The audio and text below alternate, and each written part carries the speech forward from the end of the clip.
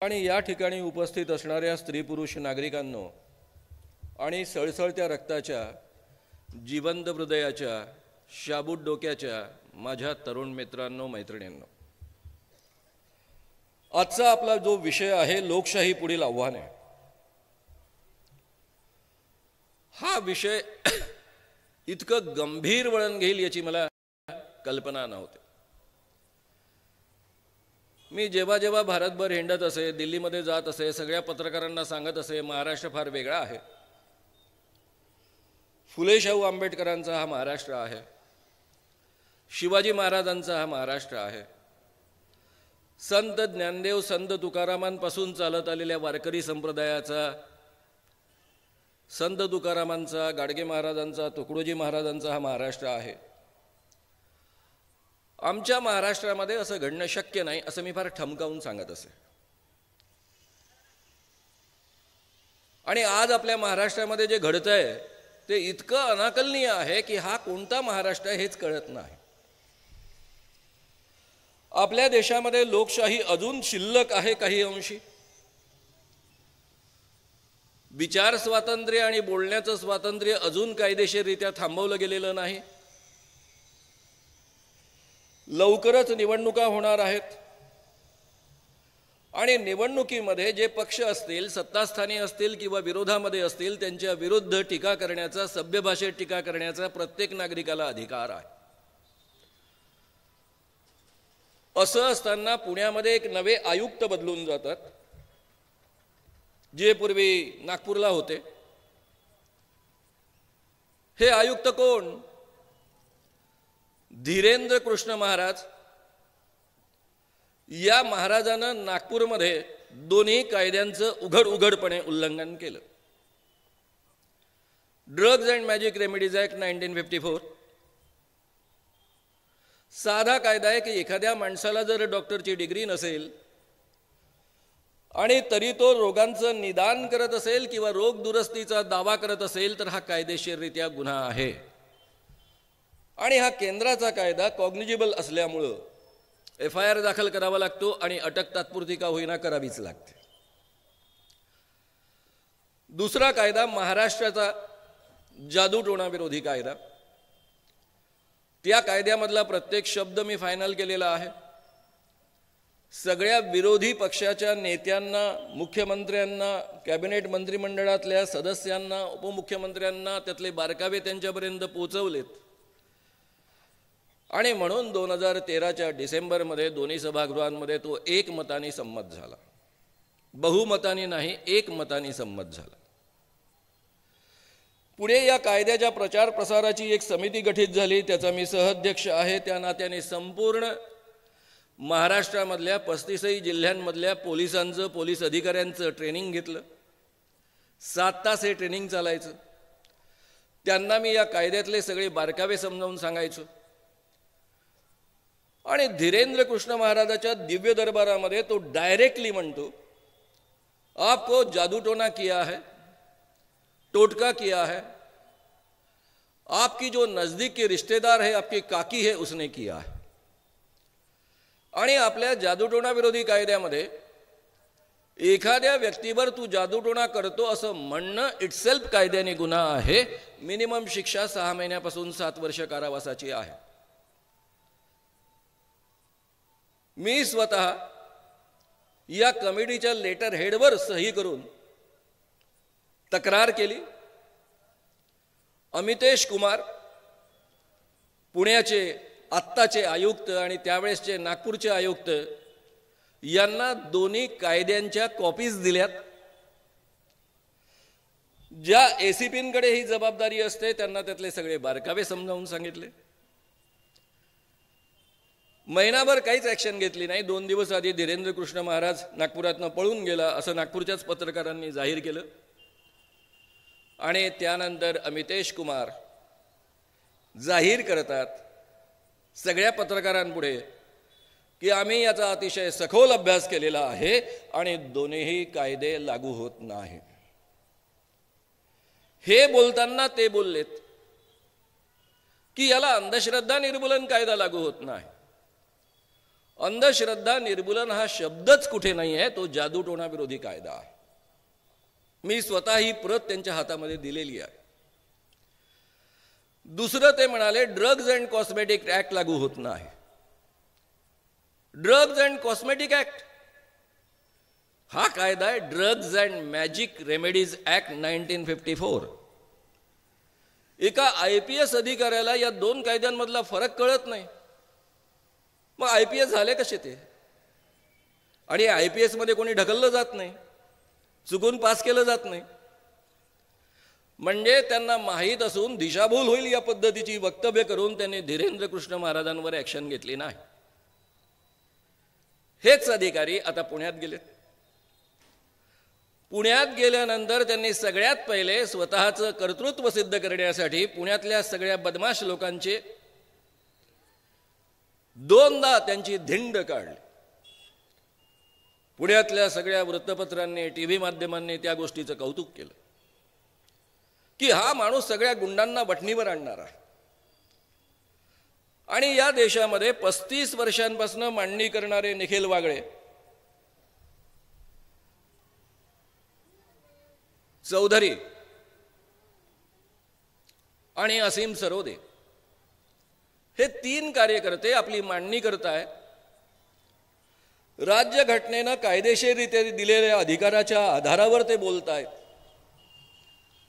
सभ्य भाषेत बोलतायत, शिव्या वगैरे काही देत नाही. आणि त्यांना पुण्याच्या रस्त्यावर गुंड लोकांनी पळवून पळवून जिवे मारण्याचा प्रयत्न केला. पोलीस खात्याशी माझे 41 वर्षापासून अत्यंत जवळचे संबंध आहेत. पोलिसांनी ठरवलं तर या देशामध्ये कोणाची हिंमत नाही या पद्धतीनं वागण्याची. पोलिसांच्या संमतीशिवाय या पद्धतीनं पुण्यातल्या रस्त्यामध्ये गाडी फोडणं, जीव घेण्याचा प्रयत्न करणं म्हणजे मध्ये कोणाला पडावं लागलं? शरद पवारांच्या राष्ट्रवादी कार्यकर्त्यांना मध्ये पडावं लागलं. शिवसेनेच्या बाळासाहेब ठाकरे, उद्धव ठाकरे या पक्षाच्या लोकांना मध्ये पडावं लागलं. वेगवेगळ्या संघटनाच्या लोकांना मध्ये पडावं लागलं आणि त्यांच्यामुळे या तिघांचा जीव वाचला. हे सगळं वृत्त YouTubeवर विस्तारानं पाहायला मिळेल, ऐकायला मिळेल. कदाचित टीव्हीवर एवढ्या स्पष्टपणे ते येणार नाही. तर आपल्या देशामध्ये ही गुंड मंडळी या स्तरापर्यंत येऊन पोचलेली आहे. का येऊन पोचलेली आहे? या गोष्टीचा केवळ निषेध करून चालणार नाही.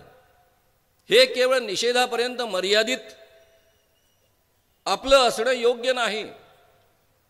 या लोकांना धडा शिकवला पाहिजे आणि त्यांना घरी पाठवलं पाहिजे, जेणेकरून या पद्धतीची गुंडगिरी पुन्हा कोणीही या महाराष्ट्रामध्ये आणि देशामध्ये करण्याची हिंमत करणार नाही. आणि ती तुमची माझी जबाबदारी आहे. मित्रांनो, हे लोक एवढे माजलेले आहेत आणि शेफारलेले आहेत. यावर आपले महाराष्ट्राचे गृहमंत्री म्हणतात की ज्यांनी या पद्धतीचं कृत्य केलं त्यांच्यावर ॲक्शन घेतलं जाईल. आम्ही काय दूधकोळे आहोत काय? जगातले पहिले तुम्ही गृहमंत्री आहात का? महाराष्ट्रामध्ये अनेक लोक गृहमंत्री होऊन गेलेले आहेत. गृहमंत्र्याच्या परवानगीशिवाय आणि संमतीशिवाय रस्त्यावर या पद्धतीचा राडा घडूच शकत नाही. आणि म्हणून निखिल वागळेंनी तुमच्यावर जो डायरेक्टली आरोप केलेला आहे तो सत्य आहे. खरं म्हणजे देवेंद्र फडणवीसांच्या विरुद्ध बोलताना माझी फार पंचायत होते, कारण त्यांचे वडील माझे फार चांगले मित्र होते. इमर्जन्सीमधनं, जेलमधनं सुटून आल्यानंतर त्यांना माझं फार कौतुक होतं. तेही जेलमधनं सुटून आलेत. आम्ही दोघंही नागपूरमध्ये काम करायचो. त्यांना कौतुक होतं की हा मुलगा कॉलेजमध्ये शिकत असताना इंदिरा गांधींना विरोध केला आणि 10 महिने जेल भोगून आला. ते माझ्यापेक्षा वयानं मोठे आणि ज्येष्ठ असताना सुद्धा मित्रासारखं वागायचे. त्यामुळे कुठे ना कुठे आपल्या मित्राच्या मुलाविषयीची जी भावना असते ती सुरुवातीपासून देवेंद्रांविषयी माझ्या मनात राहिली. मी अनेकदा त्या पद्धतीनं बोललो. पण एवढ्या उदार मनाच्या, एवढ्या चांगल्या मनाचा माणूस त्यांचा मुलगा या पद्धतीचा निघू शकेल हे कोणीही कधीही इमॅजिन केलं नसेल. मित्रांनो, ही जी गुंडगिरी सुरू आहे ती एवढ्यासाठीच सुरू आहे की या देशामध्ये वाटेल त्या परिस्थितीमध्ये त्यांना आपलं शासन टिकवायचं आहे. का टिकवायचं आहे? आपण काही वाक्य वापरतो की आमचं संविधान धोक्यामध्ये आहे. संविधान धोक्यामध्ये तर काय बिघडतो? समजा संविधान धोक्यामध्ये आहे तर काय बिघडलं त्यांनी? पुन्हा लिहून काढू, दुसरं तयार करू. एवढ्यापर्यंत हा मुद्दा मर्यादित आहे. धीरेंद्र कृष्ण महाराजांच्या काळामध्ये मला हजारो फोन येत असत, म्हणजे त्या लढाईच्या काळामध्ये. त्यापैकी हरिद्वारच्या एका महंतांचा मला फोन आला. मानव साहब, आप अंधविश्वास के खिलाफ काम करते हो, बहुत अच्छा काम है, इस काम में हम शरीक होना चाहते हैं. मला आनंद झाला की हरिद्वारचा एक महंत या पद्धतीनं या कामामध्ये सामील होऊ इच्छितो. म्हटलं आपका स्वागत है. त्यांनी दुसरा प्रश्न विचारला, मानव साहब, आप में सही माने में किसी प्रकार का अंधविश्वास नहीं है? मैं मतलब जी नहीं, मुझ में किसी प्रकार का अंधविश्वास नहीं है. पुढचा प्रश्न त्यांनी विचारला, आपने हमारा कॉन्स्टिट्यूशन पढ़ा है? मैं मतलब हर भारतीयों को वो पढ़ना आवश्यक होता है और मुझे तो पढ़ना ही पड़ता है. आपने इस कॉन्स्टिट्यूशन की प्रस्तावना पढ़ी है? मतलब हाँ जी पढ़ी है. इसकी शुरुआत है ना, हम भारतीय लोग, वी द इंडियन पीपल. जी हाँ. इसका मतलब यही हुआ ना कि हम भारतीय लोगों ने मिलकर ये कॉन्स्टिट्यूशन लिखी है और अपने आप को समर्पित की है. मतलब जी बिल्कुल बराबर है आपका कहना. बोले मानव साहब, आप तब वहां पर थे? मैंने बोला मैं कैसे रह सकता हूं. पंडित जवाहरलाल नेहरू जी ने, बंद करा, कोणाचं आहे, तो मैंने कहा पंडित जवाहरलाल नेहरू जी ने 22 जनवरी 1947 में ये जो प्रस्तावना लिखी वो मान्य हो गई थी और हमारे देश को स्वतंत्रता मिली है 15 अगस्त को. तब तो मैं हो ही नहीं सकता था. मेरा जन्म 51 साल का है. फिर बोले मानव साहब, अगर आप वहां पर नहीं थे, इसके बावजूद आप मानते हो कि हम भारतीयों ने ये कॉन्स्टिट्यूशन लिखी है और अपने आप को समर्पित की है, ये आपका सबसे बड़ा अंधविश्वास नहीं है क्या? काय मस्त प्रश्न विचारला होता. मतलब जी बिल्कुल आपकी बात सही है, क्योंकि ये जो कॉन्स्टिट्यूशन है, जो बाबा साहब की कॉन्स्टिट्यूशन कर कर हम पहचानते हैं, ये कॉन्स्टिट्यूशन हम सामान्य लोगों के लिए लिखी गई है और हम आम जनता ने अपने आप को उसको समर्पित किया है. आप जैसे जो लोग हैं, जो ब्रह्मा के मुख से जन्म लेते हैं, आसमान से नीचे टपकते हैं, उनके लिए यह कॉन्स्टिट्यूशन नहीं है. आपकी कॉन्स्टिट्यूशन मनुस्मृति है और ये मनुस्मृति जो आपकी कॉन्स्टिट्यूशन थी, जो इस देश में 2200-2300 साल तक चलते आई है, उसको गाड़कर निर्माण की गई ये हमारी कॉन्स्टिट्यूशन है. मित्रांनो, हा मुद्दा नीट समजून घ्या. या कॉन्स्टिट्यूशन मधली फक्त मी 4 वाक्य तुमच्या पुढ्यामध्ये वाचणार आहे, जी आपल्यापैकी प्रत्येकाला माहित आहे. प्रस्तावनेमध्ये म्हटलेलं आहे, सामाजिक, आर्थिक, राजनीतिक न्याय. याचा अर्थ या देशामधल्या प्रत्येक नागरिकाला जो कोणत्याही जातीचा असेल, कोणत्याही धर्माचा असेल, कोणत्याही लिंगाचा असेल, म्हणजे स्त्री असेल किंवा पुरुष असेल, त्याला सामाजिक क्षेत्रामध्ये, आर्थिक क्षेत्रामध्ये आणि राजनीतिक क्षेत्रामध्ये आम्ही न्याय देऊ, त्यांच्याबद्दलचा न्याय प्रस्थापित करू. विचार, अभिव्यक्ती, विश्वास, धर्म, उपासनेची स्वतंत्रता, विचार व्यक्त करण्याची म्हणजे अभिव्यक्त करण्याची, विचार करण्याची स्वतंत्रता, आमची जी काही श्रद्धा असेल त्यानुसार आमचा धर्म मानण्याची किंवा धर्म न मानण्याची स्वतंत्रता, जी उपासना आम्हाला करावीशी वाटते ती करण्याची स्वतंत्रता, प्रतिष्ठा आणि संधीची समता. आम्ही कोणत्याही जातीमध्ये आणि कोणत्याही धर्मामध्ये जरी जन्माला आलेलो असलो तरी सगळ्या स्त्री आणि पुरुषांपासून सगळ्यांची समान प्रतिष्ठा असेल आणि सगळ्यांना जगण्याची आणि या देशामध्ये विकास करण्याची समान संधी मिळेल.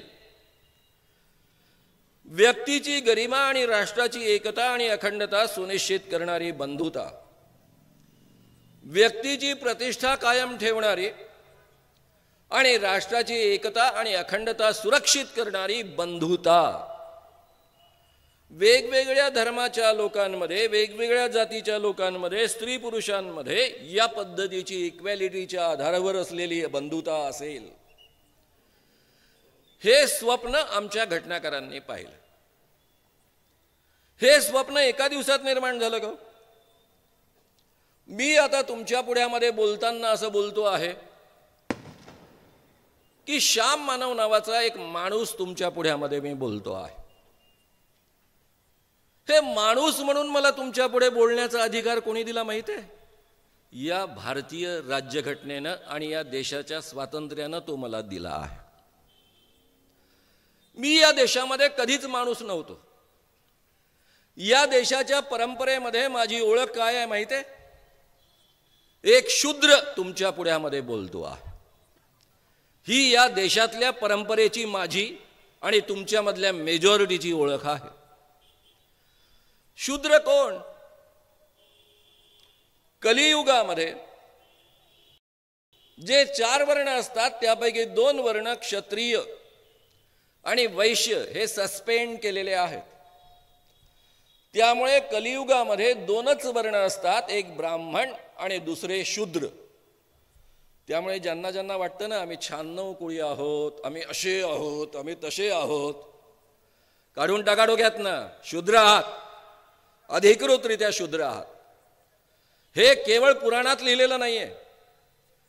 शाहू महाराजांनी 1899ची ही गोष्ट आहे.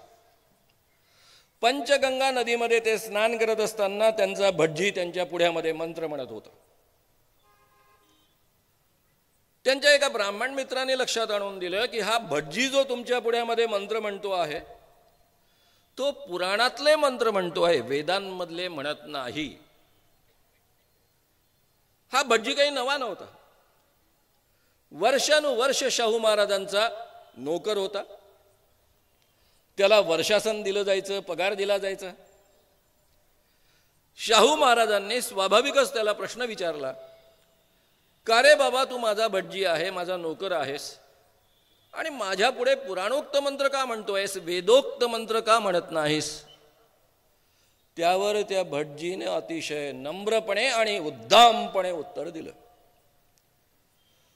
तो म्हणाला, राजे तुम्ही जरी कोल्हापूर संस्थानचे राजे असले, मी तुमच्या पदरी नोकर असलो तरी तुम्ही जन्माने शूद्र आहात आणि शूद्रांना वेद ऐकण्याचा अधिकार नाही आणि म्हणून मी तुमच्या पुढ्यामध्ये वेदोक्त मंत्र म्हणू शकत नाही.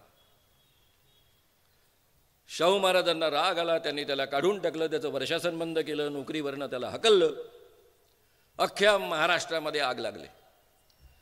पुण्यामध्ये मोठी आग लागली. पुण्यामध्ये आग लागण्याचं प्रमाण आजपासनं नाही आहे, आधीपासूनच.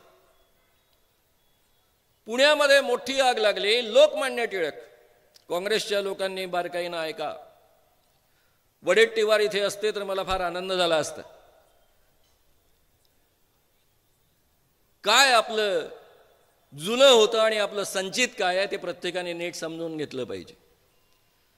लोकमान्य टिळकांनी लिहिलं अग्रलेखामध्ये की आजच्या काळामध्ये केवळ 2च वर्ण शिल्लक आहेत, ब्राह्मण आणि शूद्र.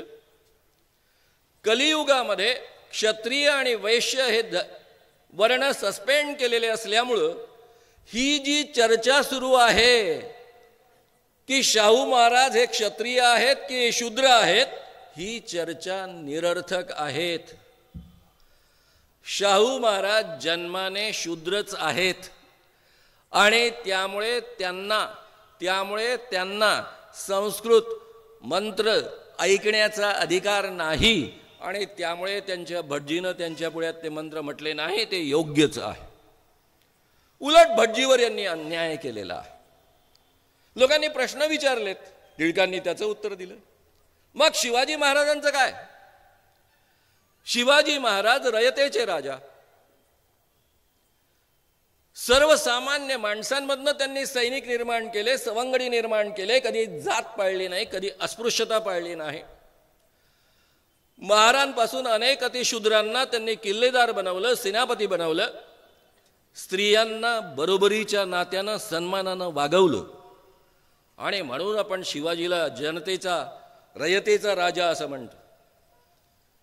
या रयतेच्या राजानं जेव्हा स्वतःला राज्याभिषेक करून घेण्याचा प्रयत्न केला तेव्हा महाराष्ट्रातल्या सगळ्या ब्राह्मणांनी त्यांना राज्याभिषेक करण्यासाठी नकार दिला. कारण होतं शिवाजी राजे शूद्र आहेत. शिवाजी राजांना प्रचंड मोठी दक्षिणा देऊन काशीवरनं गागा भट्ट आणावा लागला, स्वतःला राज्याभिषेक करून घ्यावा लागला. त्याबद्दल लोकमान्य टिळक म्हणतात, काय म्हणतात? शिवाजी राजांबद्दल त्या गागा भट्टाने अपवाद केला होता, पण शिवाजी राजांचे सगळे वंशज हे शूद्रच आहेत आणि त्यामुळं जे काही शाहू महाराजांच्या भटजीनं केलं ते योग्य आहे. कल्पना करा, हे लोकमान्य बाळ गंगाधर टिळक आहेत, काँग्रेसचे पुढारी आहेत. यांच्यासारख्या विचार असणाऱ्या माणसाच्या नेतृत्वाखाली जर काँग्रेसचं आंदोलन पुढे चालू राहिलं असतं, 1947 साली या देशाला स्वातंत्र्य मिळालं असतं, तर डॉक्टर बाबासाहेब आंबेडकर कुठे असते? कायदा मंत्री बनू शकले असते काय? या पद्धतीची राज्यघटना निर्माण होऊ शकली असती काय? विचार करून पहा. म्हणून मी म्हणतो की काँग्रेसने आपलं संचित समजून घेतलं पाहिजे, ते किती स्ट्रॉंग आहे. या देशामध्ये पहिल्यांदा या पद्धतीनं विचार करण्याची प्रक्रिया निर्माण करण्याचं काम महात्मा गांधींनी केलेलं आहे. पुढचं बोलण्याच्या आधी फक्त मी 2 मुद्दे तुमच्या पुढ्यामध्ये मांडून पुढे जातो.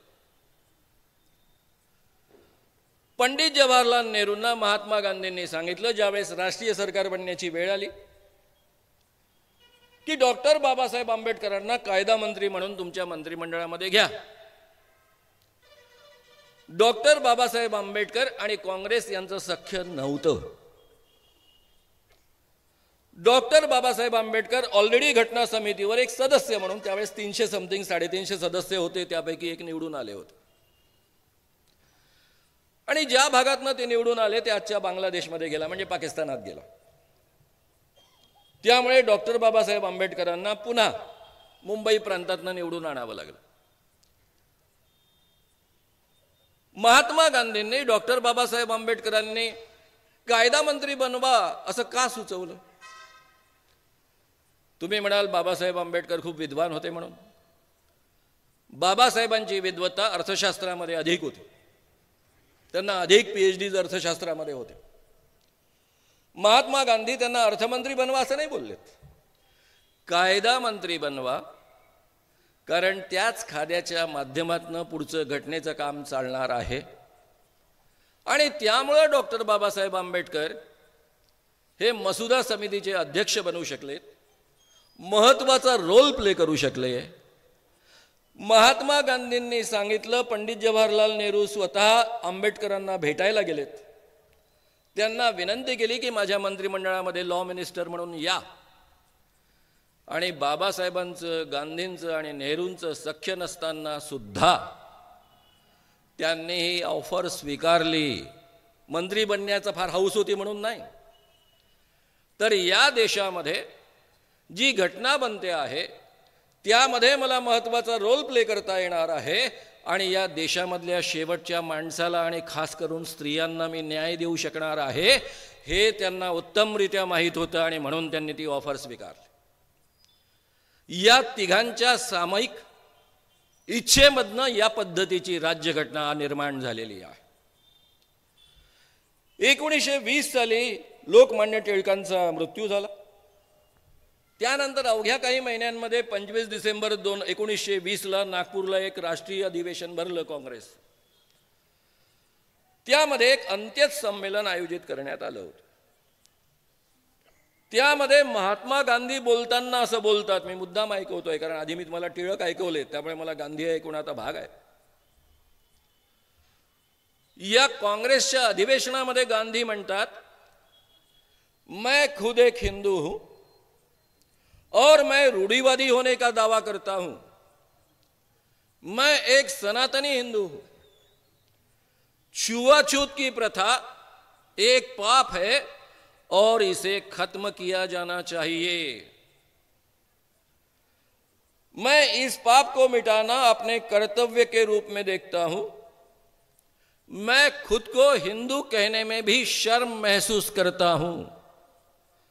ही जी स्पृश्य अस्पृश्यतेची प्रथा आहे ती मिटवणं हे माझं कर्तव्य आहे आणि ती माझ्या धर्मात आहे, म्हणून मला मी हिंदू आहे असं म्हणण्याची लाज वाटते. एका बाजूने म्हणतात मी सनातनी हिंदू आहे, दुसऱ्या बाजूने म्हणतात मला लाज वाटते.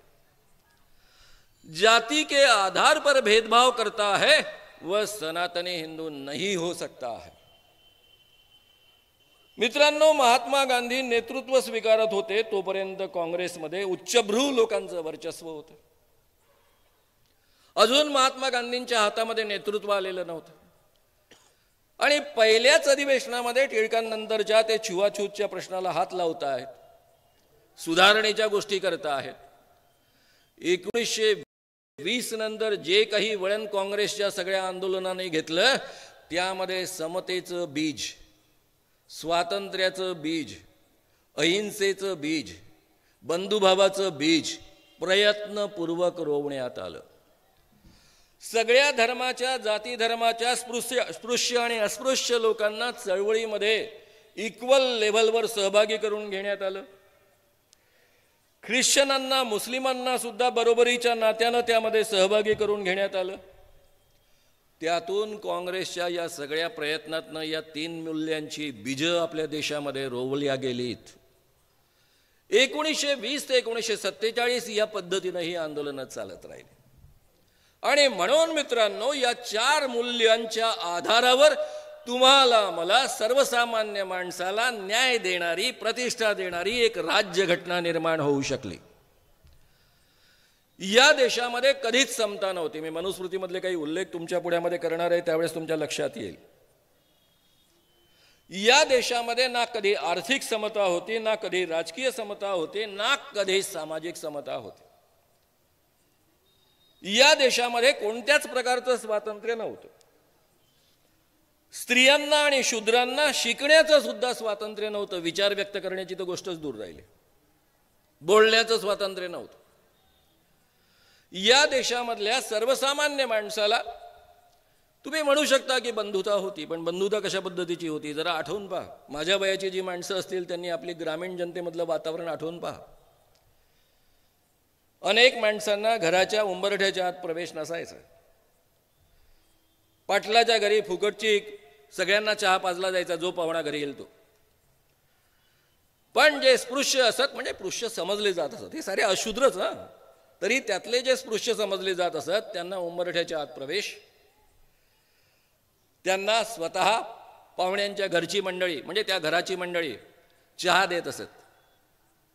जी अतिशूद्र मंडळी असायची ती यायची उंबरठ्याच्या बाहेर बसायची, त्यांनाही चहा दिला जायचा, पण त्यांनी स्वतः कब्बशी स्वच्छ करायची, बाजूला ठेवलेली, त्यात चहा प्यायचा आणि त्यानंतर ती विसळून ठेवायची. हे चित्र तुम्हा सगळ्यांना आठवत असेल, कारण तुम्ही ब्रह्मपुरीच्या परिसरात राहणारी माणसं आहात. हे चित्र आपल्या देशामधली वास्तविकता आहे. 2000 ते 2300 वर्षाची वास्तविकता आहे. म्हणून मित्रांनो, फुल्यांनी पुण्यामधलं वर्णन करून ठेवलं. पुण्यामध्ये जर एखाद्या अतिशूद्र माणसाला रस्त्यावरनं चालायचं असेल तर चप्पल निर्माण करणारा चांभार सुद्धा त्याला अनमाणी पायाने चालावं लागायचं, कारण अतिशूद्र माणसांना चप्पल घालण्याचा अधिकार नव्हता. मग त्यांनी काय करायचं? मग त्यांनी भर रणरणत्या उन्हामध्ये सुद्धा अनमाणी पायाने चालायचं, पायामध्ये चप्पल घालायची नाही, आणि त्यांची पावलं उमटू नयेत म्हणून मागे झाडू बांधायचा आणि त्यासोबत गळ्यात मडकं बांधायचं, त्यामध्ये थुंकायचं. ही या देशामधल्या अतिशूद्र माणसांची ओळख होती आणि यांची संख्या नेहमी 40% अधिक होती. आणि म्हणून हा देश 2000 वर्ष गुलाम राहिला. केवळ मुस्लिमांचा गुलाम नाही राहिला. अरे काय होणार आहे? ज्या काळामध्ये लोक तलवारीने लढत असत, त्या काळामध्ये लढण्याचा अधिकार फक्त क्षत्रियांना, ते वारंवार लढून मरत असत. टोटल लोकसंख्येमध्ये क्षत्रिय 10%, त्यातल्या 5% स्त्रिया, त्या लढणार नाहीत, उरले 5%. आपसात वारंवार लढून मरत असत. 2-3% लोक एवढ्या मोठ्या देशाचं संरक्षण कसं करणार? या काळात, ज्या काळात लोक तलवारीने लढत असत. हा देश गुलाम बनण्याची बीज या देशातल्या चातुर्वर्ण्यामध्ये आहे आणि म्हणून हा देश तब्बल 2000 वर्ष गुलाम राहिलेला. मित्रांनो, तुम्हाला आश्चर्य वाटेल, तुम्ही या पद्धतीनं विचार केला की नाही मला माहित नाही. या देशामध्ये 800 वर्ष मुस्लिमांचं राज्य राहिलं, पण त्यांनी या चातुर्वर्ण्यामध्ये कधीच हस्तक्षेप केला नाही. ब्राह्मणी श्रेष्ठत्व या देशामध्ये कायम ठेवलं. इंग्रज या देशामध्ये आले, 150 वर्ष त्यांनी राज्य केलं असं आपण मानतो. त्यांनी या चातुर्वर्ण्यामध्ये कधीच हस्तक्षेप केला नाही. तुम्ही म्हणाला हो अनेक सुधारणा झाल्या ना. हो, त्यांनी काय केलं? त्यांना लाज होती, शेवटी ते लंडन आणि ब्रिटनचे लोक होते. त्यामुळे एखादा राजा राममोहन रॉय पुढे येतोय, चळवळी करतो आहे, या देशामधली सतीप्रथा बंद करण्याचा प्रयत्न करतोय, तर मग त्याला ते सपोर्ट करायचे. पण स्वतःहून इंग्रजांनी असा एकही कायदा केला नाही की ज्यामध्ये चातुर्वर्ण्याला नख लागेल. ही या देशामधली वस्तुस्थिती आहे. हे जर आपण समजून घेणार नाही तर आपल्याला डॉक्टर बाबासाहेब आंबेडकरांनी दिलेल्या घटनेचं महत्त्वच कळणार नाही. स्वातंत्र्य, बंधुता, समता, न्याय, बस 4 मूल्य. त्याचा अर्थ कळतो का आपल्याला? या देशामध्ये जे शूद्र माणसं आहेत त्यांना कधीच न्याय मिळायचा नाही. न्याय फक्त उच्च वर्णात जन्मलेल्या लोकांना असायचा. या देशामध्ये मनुस्मृती 2300 वर्षापूर्वी साधारणतः निर्माण झाली असं मानलं जातं. विलियम जोन्स नावाच्या सरकारी अधिकाऱ्याने, इंग्रज अधिकाऱ्याने त्याचं भाषांतर केलं. मुस्लिमांचे कायदे करण्यासाठी हदीस असते, शरीयत असते, मग हिंदूंचे कायदे करण्यासाठी काय काशीच्या पंडितांनी त्यांना सांगितलं मनुस्मृती, आणि म्हणून त्यांनी मनुस्मृतीच्या आधारावर कायदे करण्याचा प्रयत्न केला. ही जी मनुस्मृती आहे, ज्याच्या आधारावर या देशामध्ये 2200-2300 वर्ष समाज चालत होता, त्यामधले फक्त 2-4 मुद्दे मी तुमच्या पुढ्यामध्ये मांडणार आहे. ब्रह्मपुरीला नेहमीच मोठ्या संख्येनं लोक ऐकायला येतात. त्यामध्ये स्त्रियांची संख्या अधिक असते, म्हणून मी त्यांचं जाहीररित्या अभिनंदन करतो आहे. आणि स्त्रिया एवढ्या संख्येनं येऊ शकतात या पद्धतीचं वातावरण इथल्या पुरुषांनी निर्माण केलं, म्हणून त्यांचंही मी अभिनंदन करतो.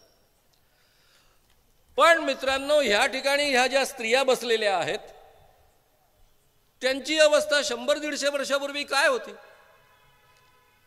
या मनुस्मृतीमध्ये स्त्रीनं स्वातंत्र्य मर्हती, स्त्रियांना स्वातंत्र्य नाही.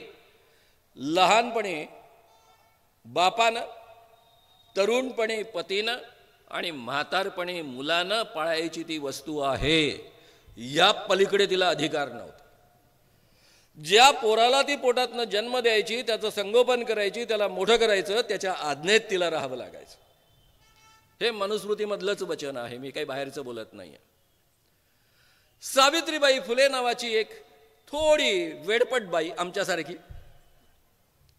खरं म्हणजे श्रीमंतांची पत्नी होती, ती फुल्यांची पत्नी होती. त्यावेळेस ज्योतिबा फुल्यांची संपत्ती टाटा इतकी होती. स्वतः शिकली, तिच्या पतीनं शिकवलं आणि मुलींची शाळा तिनं काढली.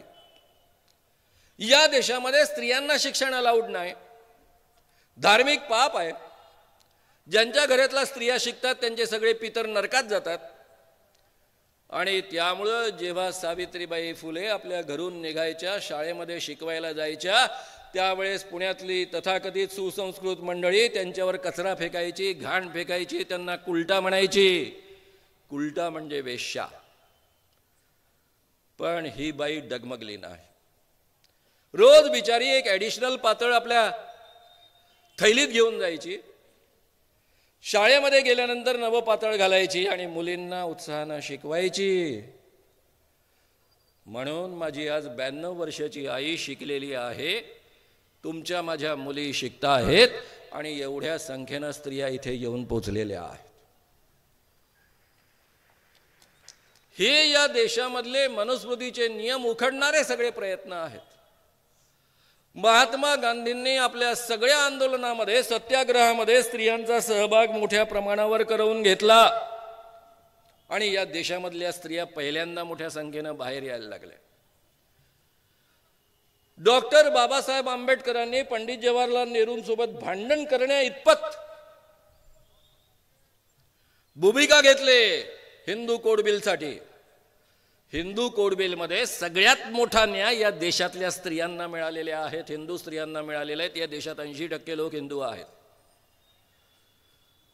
पुढे पंडित जवाहरलाल नेहरूंनी निवडून आल्यानंतर हे हिंदू कोड बिल 4 भागामध्ये विभागून संमत करून घेतलं आणि म्हणून आज स्त्रियांना पुरुषांच्या बरोबरीनं अधिकार मिळालेले आहे. वारसा हक्कापासून सगळ्या गोष्टींमध्ये अधिकार मिळालेले आहे. त्यामुळं या 3 महापुरुषांमुळं आपण या ठिकाणी आहोत, हे आपण विसरता कामा नये. नाही तर तो प्रदीप मिश्रा येतो, तो आपल्याला सांगतो कि वो जो शंकर भगवान की पिंडी होती है ना, उस पर सुबह उठ के जल डालने का, वो जल डालने के बाद में हर सवाल हल होता है. आणि ज्या या 3 महापुरुषांनी आपले जीव धोक्यात घालून लढाई करून स्त्रियांना एवढं शिकवलं, एवढं बाहेर आणलं, त्या स्त्रिया असं जल टाकतात आणि मग असं मानतात की आपले सगळे प्रश्न सुटतील. बरं, या माणसाचं आणखी एक वैशिष्ट्य, तो म्हणतो आपको परीक्षा में अच्छे ढंग से पास होना है ना, तो बच्चों, सभी विद्यार्थियों, एक बेलपान लेने का, भाषा माझी है त्याची नहीं है, एक बेलपान लेने का, ये बेलपान को शहद लगाने का, और ये शहद लगाया हुआ बेलपान पिंडी को चिकटाने का, भाषा माझी है, चिकटाने का. चिकटाने के बाद में तुम हमखास पास हो जाएगे. फक्त त्याचाच पोरगा पास नाही होत. मग तो म्हणतो ओ मैं क्या हो गया, आप सब लोगों को बताते बताते मेरे बच्चे को बताना भूल गया, इसलिए वो पास नहीं हुआ. आपण कुठे चाललो आहोत? कोणी आपल्याकरता प्रयत्न केले? का आपण शिकू शकलो आहोत? का आपण या अवस्थेपर्यंत येऊन पोहोचू शकलो आहोत?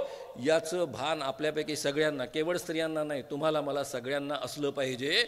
या आग्रहानं मी तुमच्या पुढ्यामध्ये बोलतो आहे. हा केवळ घटनेपुरता मर्यादित मुद्दा नाही आहे. लोकशाही टिकेल की नाही एवढ्यापर्यंत मुद्दा मर्यादित नाही आहे. तुमच्या आणि माझ्या मानवी अस्मितेचा मुद्दा आहे. तुम्हाला आणि मला माणूस म्हणून जगण्याचा अधिकार मिळेल की नाही याचा हा मुद्दा आहे. मनुस्मृतीमध्ये काय म्हटलेलं आहे? 3-4 फक्त मी तुमच्या पुढ्यामध्ये अभंग साकणार आहे. जिस देश का राजा शूद्र अर्थात पिछड़े वर्ग का हो, उस देश में ब्राह्मण निवास ना करे, क्योंकि शूद्रों को राजा बनने का अधिकार नहीं है. मी चुकून अभंग म्हणालो, अभंग इतके घाणेरडे नसतात. शूद्रांना राजा बनण्याचा अधिकार नाही असं स्पष्ट वचन 2300 वर्षापूर्वी निर्माण झालेल्या मनुस्मृतीमध्ये आहे. आणि म्हणून शिवाजी राजांचा राज्याभिषेक होऊ शकला नाही. शाहू महाराजांना वेदोक्त मंत्र त्यांच्या पुढ्यामध्ये ब्राह्मण म्हणण्यासाठी तयार नव्हते. ब्राह्मण की संपत्ति राजा द्वारा कभी भी नहीं ली जानी चाहिए, लेकिन अन्य जाति के व्यक्तियों की संपत्ति उनके उत्तराधिकारी न रहने पर राजा ले सकता है. ब्राह्मण की संपत्ति राजा द्वारा कभी भी नहीं ली जानी चाहिए, याच्या पुढे म्हटलेला आहे यह एक निश्चित नियम है, यानी कुछ भी हो जाए राजा की संपत्ति यानी ब्राह्मणों की संपत्ति राजा नहीं ले सकता है. यदि शूद्र गर्व से ब्राह्मण पर थूक दे तो उसके ओठ काट ले, उसके ऊपर पेशाब कर दे तब उसका लिंग काट दे. कदाचित इथपर्यंत ठीक आहे बा, एखादा गर्वानी एखाद्या ब्राह्मणावर जर थुंकला तर त्याचे ओठ कापले, लघवी केली तर लिंग कापलं, पण पुढचं भारत भयानक आहे. लेकिन उसकी ओर अपान वायू निकाले तब उसकी गुदा कटवा दे. अपान वायू म्हणजे आपल्या वऱ्हाडी भाषेमध्ये पादणे. आता मला सांगा, आपल्या पादण्यावर कोणाचा तरी कंट्रोल आहे का? आपल्यापैकी एखादा तरी छाती ठोकपणे मुदी बडवता तशी छाती बडवून मैं जिंदगी में कभी भी किसी के आगे पादूंगा नहीं असं अभिवचन आपण देऊ शकतो का? आता कल्पना करा, रस्त्यामध्ये एखादे ब्राह्मण महोदय आले, त्यांना हा नमस्कार करतो आहे आणि फिरला आणि तेवढ्यात पात सुटली, त्याची गुदा कापून टाकायची. असले नियम. शेवटचा नियम मजेशीर आहे. बिल्ली, नेवला, नीलकंठ, मेंढक, कुत्ता, उल्लू, कौवा, किसी एक की हिंसा का प्रायश्चित शूद्र की हत्या के प्रायश्चित के बराबर है. अर्थात शूद्र की हत्या कुत्ता बिल्ली की हत्या के समान है. आपली किंमत या देशामधली, कारण आपल्याला टिळकांनी सांगून ठेवलं, मी पुराणातल्या गोष्टी सांगत नाही, टिळक अधिकारवाणीनं बोलणारे ग्रस्त होते, की या देशामध्ये ब्राह्मण वगळता बाकी सगळे शूद्र आहेत.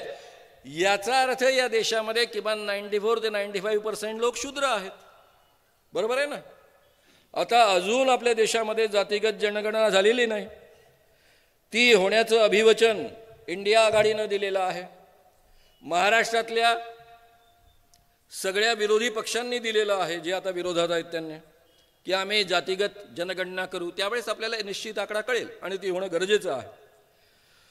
पण मित्रांनो, आपल्या देशामध्ये हे जे 4%, 5%, 6%, 10% जे काही असेल, अजून आपल्याला माहित नाही नेमका आकडा, ते वगळता बाकी सगळ्या लोकांना काहीही अधिकार नव्हते. आता मी हे बोलत असताना तुमच्यापैकी अनेक लोक, त्यांना वाटत असेल मी फार ब्राह्मण द्वेष्टा आहे. मी 1%ही ब्राह्मण द्वेष्टा नाही. मी जातपात मानत नाही माझ्या जीवनामध्ये. मी केवळ बोलत नाही, गेले जेव्हापासून मला कळायला लागलं तेव्हापासून 52-53 वर्ष या पद्धतीनं मी जगतो आहे. माझ्या संघटनेत जात पाळली जात नाही, कधी जातीचा विचार केला जात नाही. एवढंच नव्हे तर आपली आडनावं ही जाती प्रदर्शक असतात. म्हणून मी वयाच्या 19व्या वर्षी आम्ही काही तरुण मित्रांनी जयप्रकाश नारायणांचं आंदोलन होतं, जानवी तोडो जाती तोडो, त्याला आव्हान म्हणून आपली आडनावं टाकली आणि मी मानव नाव स्वीकारलं. इतकी वर्ष मी माणूस बनण्याचा प्रयत्न करतो आहे. माझ्या आयुष्यातला मॅक्झिमम काळ हे विनोबा भावे, जन्माने ब्राह्मण, पवनार आश्रमातले, त्यांच्यासोबत गेलेलं आहे, कारण माझे वडील त्यांचे सेक्रेटरी होते. तरुण शांती सेनेमध्ये माझे पहिले महत्त्वाचे प्रशिक्षक, ज्यांचा माझ्या जीवनावर प्रचंड ठसा उमटला, ते आचार्य दादा धर्माधिकारी, जन्माने ब्राह्मण. वैचारिक वारसा ज्यांच्याकडनं मी अधिक घेतला असं मला वाटतं ते नरहर कुरुंदकर, जन्माने ब्राह्मण. ज्यांनी माझ्या आयुष्यामध्ये मला पत्रकारिता शिकवली आणि मी पत्रकार झालो ते दिबा घुमरे आणि मागो वैद्य, दोन्ही तरुण भारताचे संपादक, जन्माने ब्राह्मण. माझे अनेक उत्तम ब्राह्मण मित्र आहेत. तुमचा माझा जन्म कुणाचाच कोणाच्या घरी होईल हे सांगता येत नाही, आपल्या हातात नसतं, नशिबात पण नसतं. गेल्या जन्मीच्या पाप पुण्यानुसार या जन्मात जन्म मिळतो हे पण डोक्यातनं काढून टाका. तुमचा माझा जन्म कोणत्या घरामध्ये होईल हा केवळ अपवाद असतो, अपघात असतो, याच्या पलीकडे आणखी काय. तर ज्यांचा जन्म अपघाताने ब्राह्मण घरामध्ये झालेला आहे त्यांनी माझं भाषण ऐकताना मनामध्ये मुळीच गिल्ट त्यांना वाटता कामा नये. जो ब्राह्मण घरामध्ये जन्मूनही ब्राह्मणी श्रेष्ठत्व मानत नाही तो ब्राह्मण नाही. आणि असे ब्राह्मण मित्र आपल्याला माहिती आहे. आज कार्यक्रमाच्या सुरुवातीला ज्यांच्यावर हल्ला झाला म्हणून मी निषेध केला ते निखिल बाळगे जन्माने ब्राह्मण आहेत. कुमार सप्तर्षी, राजू परुळेकर, बाबा आमटे, शिवाजीराव पटवर्धन अशी कितीतरी माणसं जन्माने ब्राह्मण आहेत. पण ही आपल्या आचारामध्ये कधीच ब्राह्मण नव्हती. आणि त्यामुळे मी जेव्हा या ब्राह्मणाबद्दल बोलतो त्याचा अर्थ असा की जो ब्राह्मणी श्रेष्ठत्व मानतो, इतर जन्मालेल्या माणसापेक्षा आपण श्रेष्ठ आहोत असं मानतो आणि त्या पद्धतीनं वागतो, त्याच्याबद्दल मी बोलतोय, हे कृपया लक्षात घ्या. आणि आपल्यामध्ये अशी अनेक माणसं आहेत की जी इतर शूद्र जातीमध्ये जन्माला आलेली आहेत पण ती ब्राह्मणाळलेली आहेत, स्वतः ब्राह्मणत्व मानतात, ब्राह्मणाच्या पुढे कुर्निसाद करतात आणि त्यांना श्रेष्ठ मानतात. ते माझ्या दृष्टीनं तेवढेच दोषी आहेत. आता मित्रांनो, हे सगळं मी तुमच्या पुढ्यामध्ये बोलत असताना आणखी एक फक्त वाक्य सांगून पुढे जातो. ब्राह्मण चाहे मूर्ख हो या विद्वान, दोनों ही रूपों में श्रेष्ठ देवता है. मूर्ख ब्राह्मण सुद्धा श्रेष्ठ देवता आहे. मी खूप धार्मिक होतो, आजही मी स्वतःला हिंदू म्हणवतो. कारण हिंदू धर्मामध्ये हिंदू असण्यासाठी कोणतीच अट लागत नाही. तुम्ही मुस्लिम असण्यासाठी तुमची सुनता व्हावी लागते पुरुष असाल तर, ख्रिश्चन असाल तर बाप्तिस्मा व्हावा लागतो. आणि हिंदू असण्यासाठी एकच अट आहे, तुमचे आईवडील हिंदू असावे लागतात. हिंदू परंपरेमध्ये ज्याला आपण सनातन हिंदू धर्म म्हणतो त्यामध्ये वेगवेगळ्या विचारधारा आहेत. आस्तिक परंपरा आहे, नास्तिक परंपरा आहे. 6 आस्तिक परंपरेमध्ये सांख्य परंपरा आहे. त्या सांख्य परंपरेमध्ये देव मानला जात नाही, प्रकृतीने नेचरने सृष्टी निर्माण केली असं मानलं जातं, पण वेद मानले जातात म्हणून त्याला आस्तिक परंपरा म्हणतात. लोकायत परंपरा चार्वाक परंपरा आहे, शैव परंपरा आहे. या परंपरांमध्ये ईश्वरही मानला जात नाही आणि वेदही मानले जात नाही. ईश्वर नाकारणारा, वेद नाकारणारा माणूस सुद्धा हिंदू या देशामध्ये असतो. म्हणून मी सहजतेनं हिंदू आहे असं म्हणू शकतो. पण मी हिंदू म्हटल्याबरोबर मी कोण आहे? मी शूद्र आहे, हेही मला स्वीकारावं लागतं. ही आपल्या देशामधली वस्तुस्थिती आहे. मित्रांनो, हे सगळं मी तुमच्या पुढ्यामध्ये मांडत असताना जो काही आज बदल होतो आहे तो कशातनं निर्माण झालेला आहे? त्यातले फक्त 2-4 टप्पे घेऊन मी पुढे जाणार आहे. पहिला टप्पा आहे 1984 साली दिल्लीमध्ये विज्ञान भवनामध्ये एक धर्मसंसद झाली. या धर्मसंसदेमध्ये निर्णय घेण्यात आला, अयोध्या मथुरा काशी लेकर रहेंगे. अयोध्या मथुरा काशी लेकर रहेंगे. त्यानंतर या पद्धतीचं आंदोलन सुरू झालं. ऑगस्ट 1990 मध्ये मंडल आयोग लागू झालं. विश्वनाथ प्रताप सिंगांनी ओबीसी वर्गातल्या लोकांना शिष्यवृत्त्या,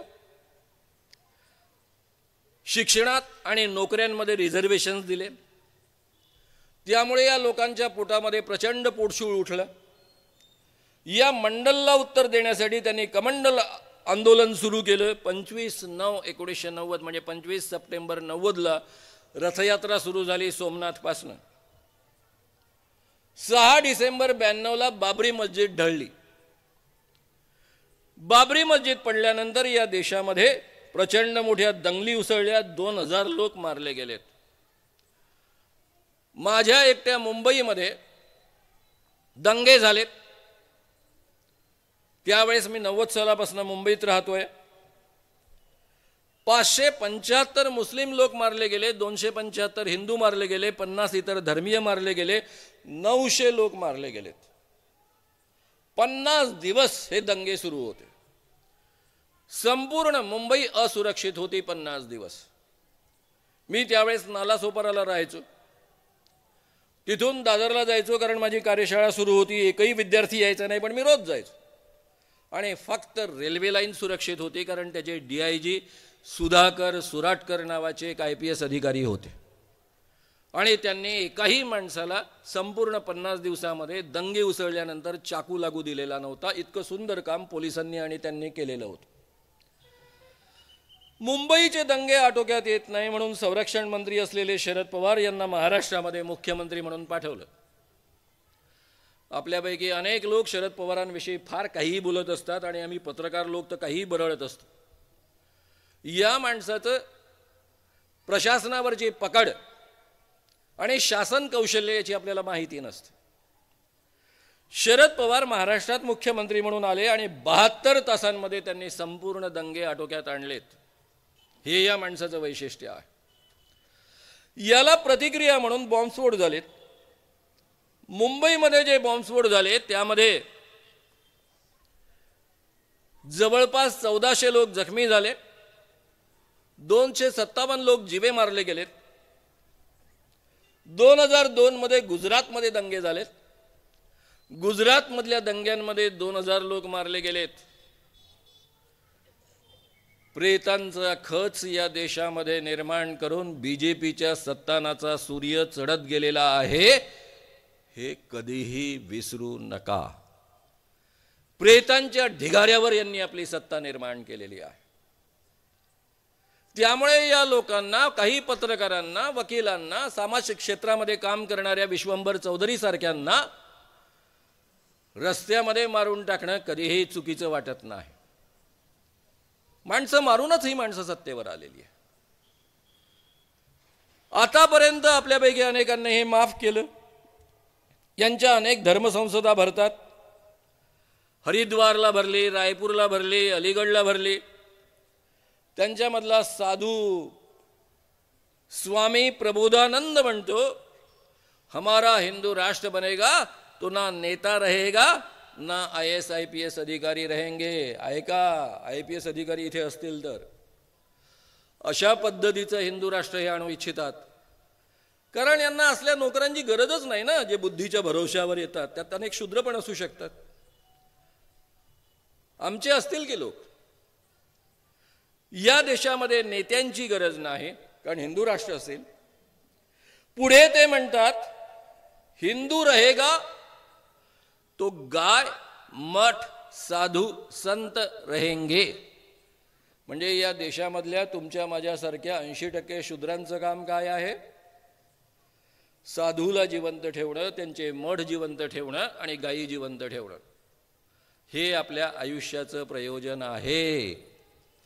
तसंही मनुस्मृतीमध्ये सांगितलेलं आहे की ब्राह्मणों की सेवा करना यही शूद्रों का कर्तव्य है. अगर वे करेंगे तो ही ये आगे चलकर उनको मोक्ष प्राप्त होगा.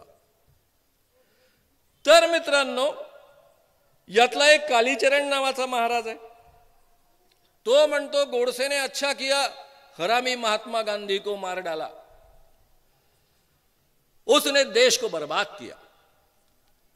सनातन संस्था नावाची एक संस्था आहे. नावच तिचं सनातन आहे. 4 लोकांचे मर्डर्स या संस्थेच्या नावावर जमा आहेत. डॉक्टर नरेंद्र दाभोळकर, गोविंदजी पानसरे, 2 महाराष्ट्रातले, 2 कर्नाटकामधले, कलबुर्गी आणि गौरी लंकेश.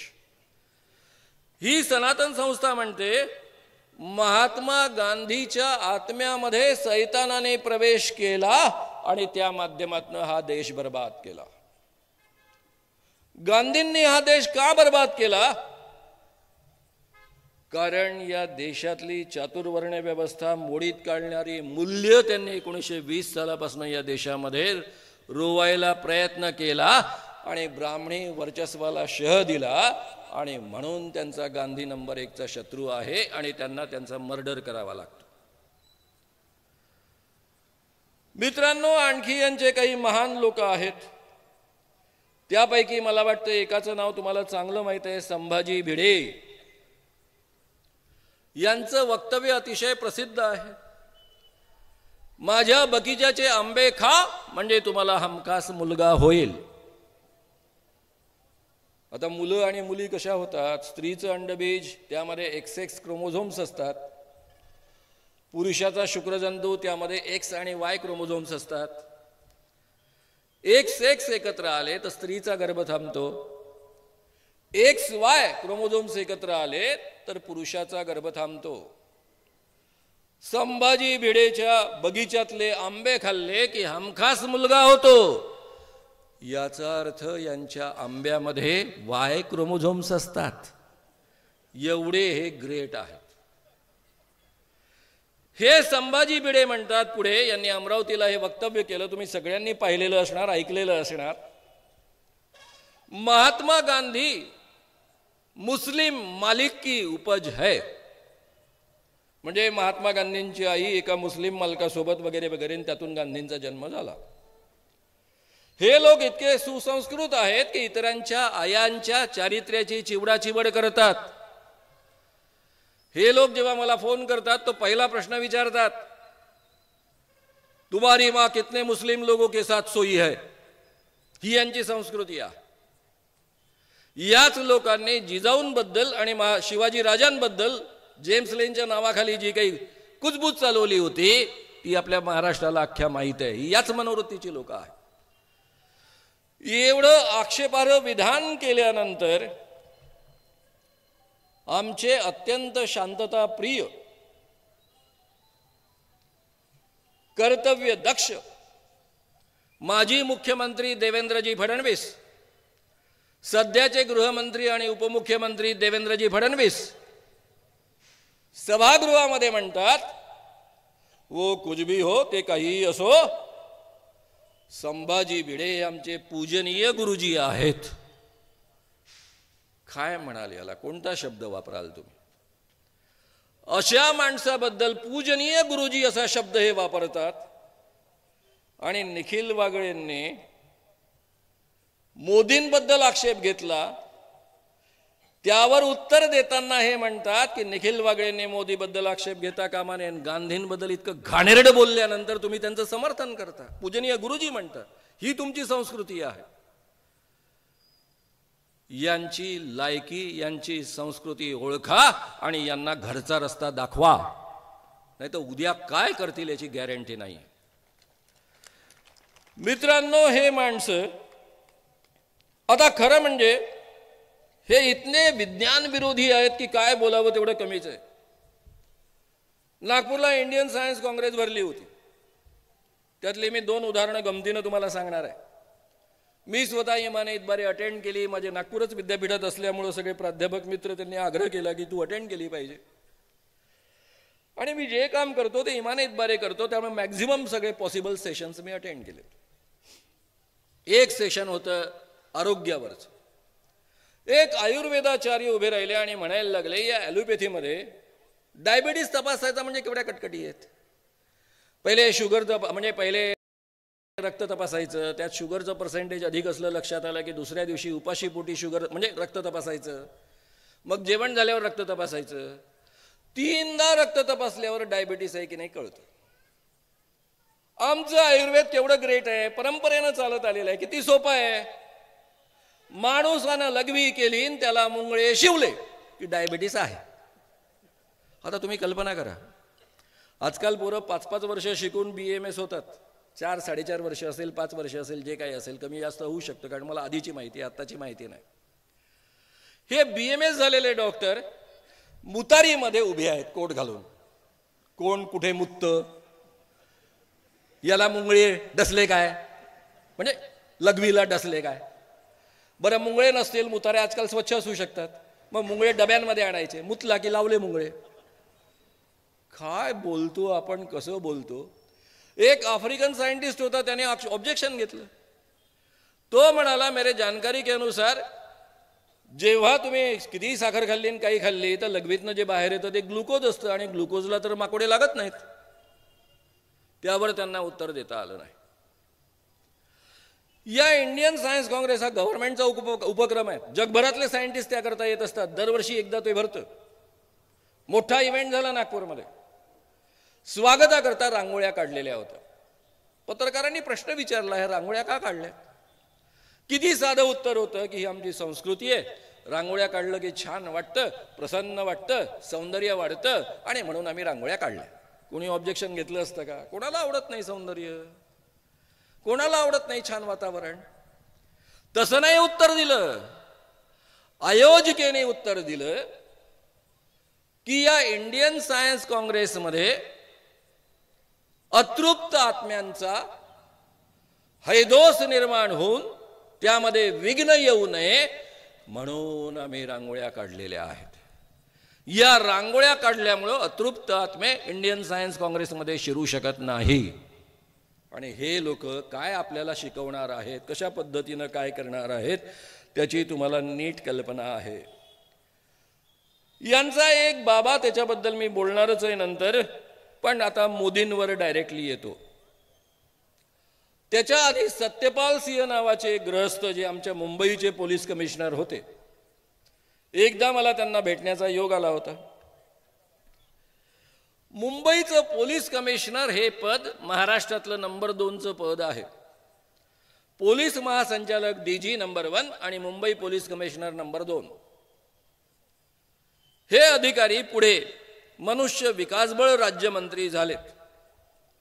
त्यांचं म्हणणं असं आहे की डार्विनचा सिद्धांत चुकीचा आहे. आमच्या पूर्वजांनी वानराचे मनुष्यात रूपांतर झाले असे कुठेही नमूद करून ठेवले नाही, लिहून ठेवले नाही. त्यामुळे हा सिद्धांत चुकीचा आहे. अभ्यासक्रमामध्ये बदल करण्याची गरज आहे.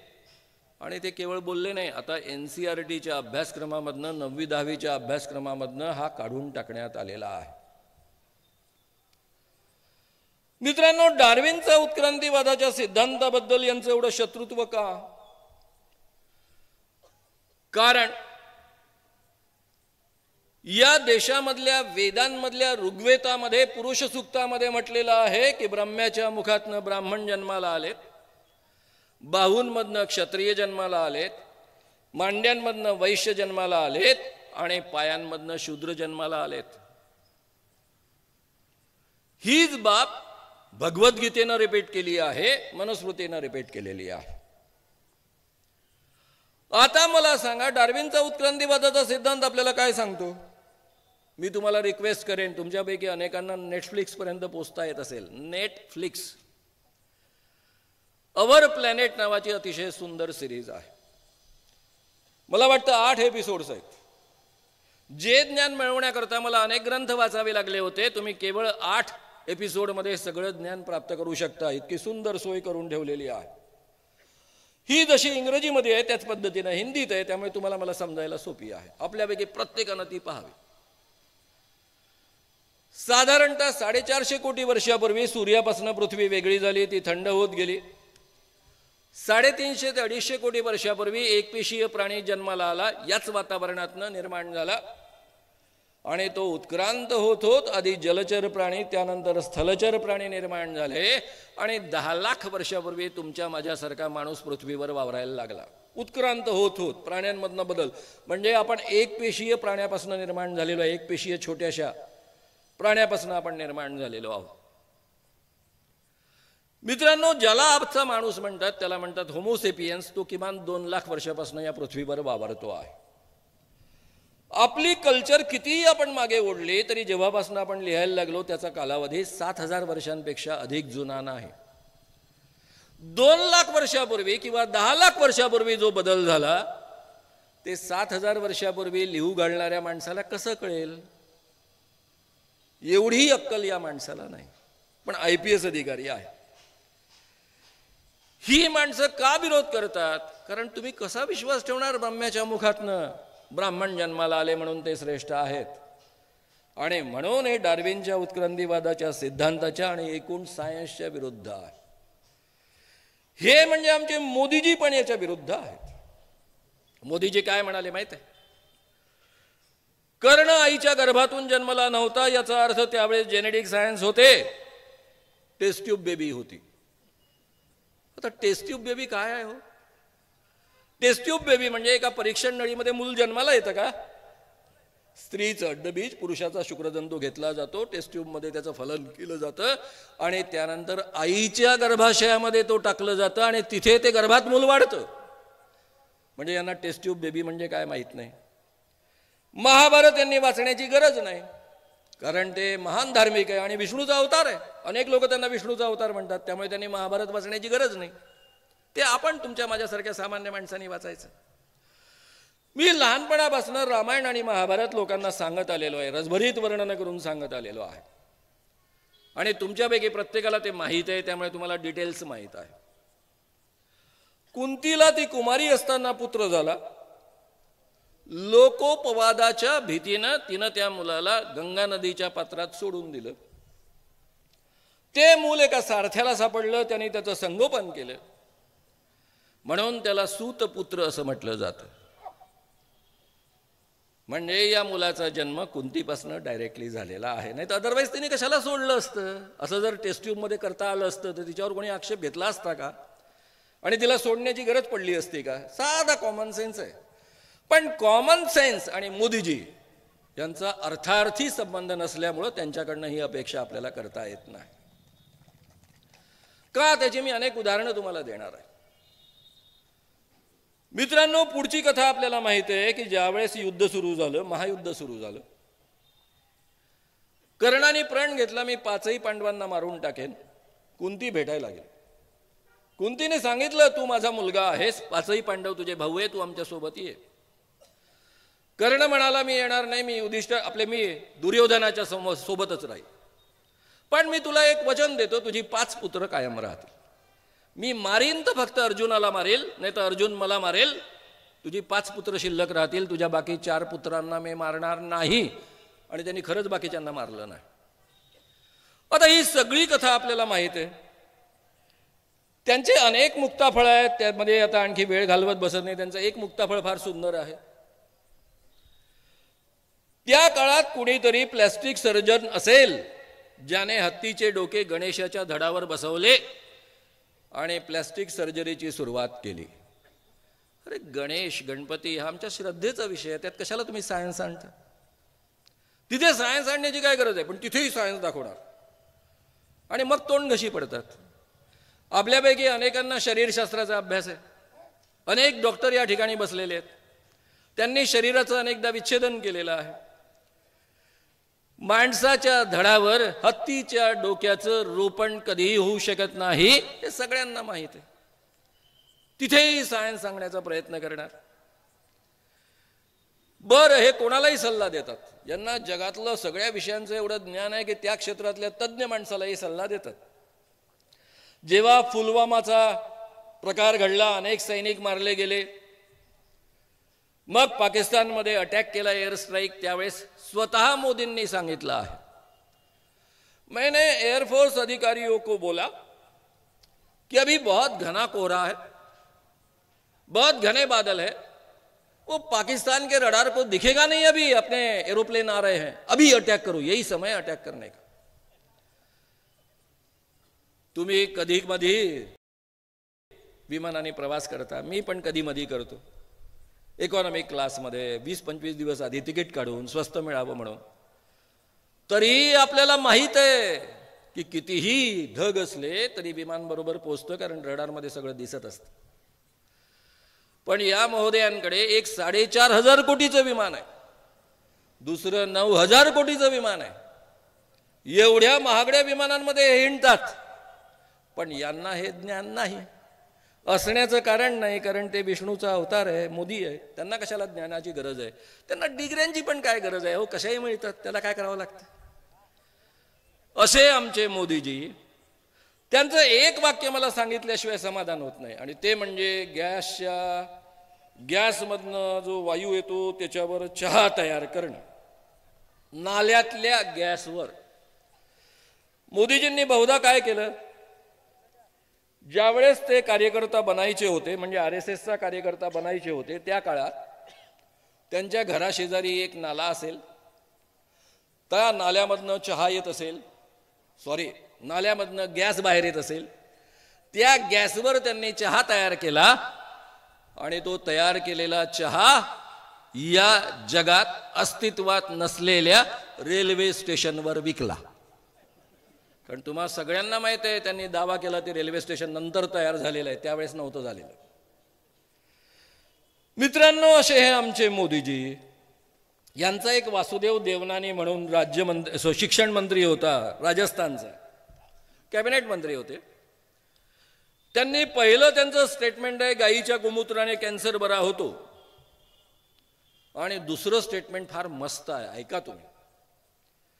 या जगात फक्त एकच प्राणी असा आहे, तो म्हणजे गाय, जो प्राणवायू घेतो, ऑक्सिजन घेतो आणि सोडतो सुद्धा ऑक्सिजनच. आता काय केलं पाहिजे या माणसाचं? या जगातले सगळे प्राणी राईट फ्रॉम माणूस प्राणवायू घेतात आणि सोडताना मॅक्झिमम कार्बन डायऑक्साईड सोडतात. म्हणून आता काय केलं पाहिजे आपण? वासुदेव देवनानीचं नाक, गाईचं नाक ट्यूबनी बांधून द्यायचं आणि किती काळ जगतात ते पाहायचं. दुसरा काय पर्याय आपल्याला? अरे शिक्षण मंत्री राजस्थानचा हा माणूस होता, असं बोलतो. मित्रांनो, यांचे विज्ञानाविषयीची एक एक वक्तव्य इतकी महान आहे. कोविड,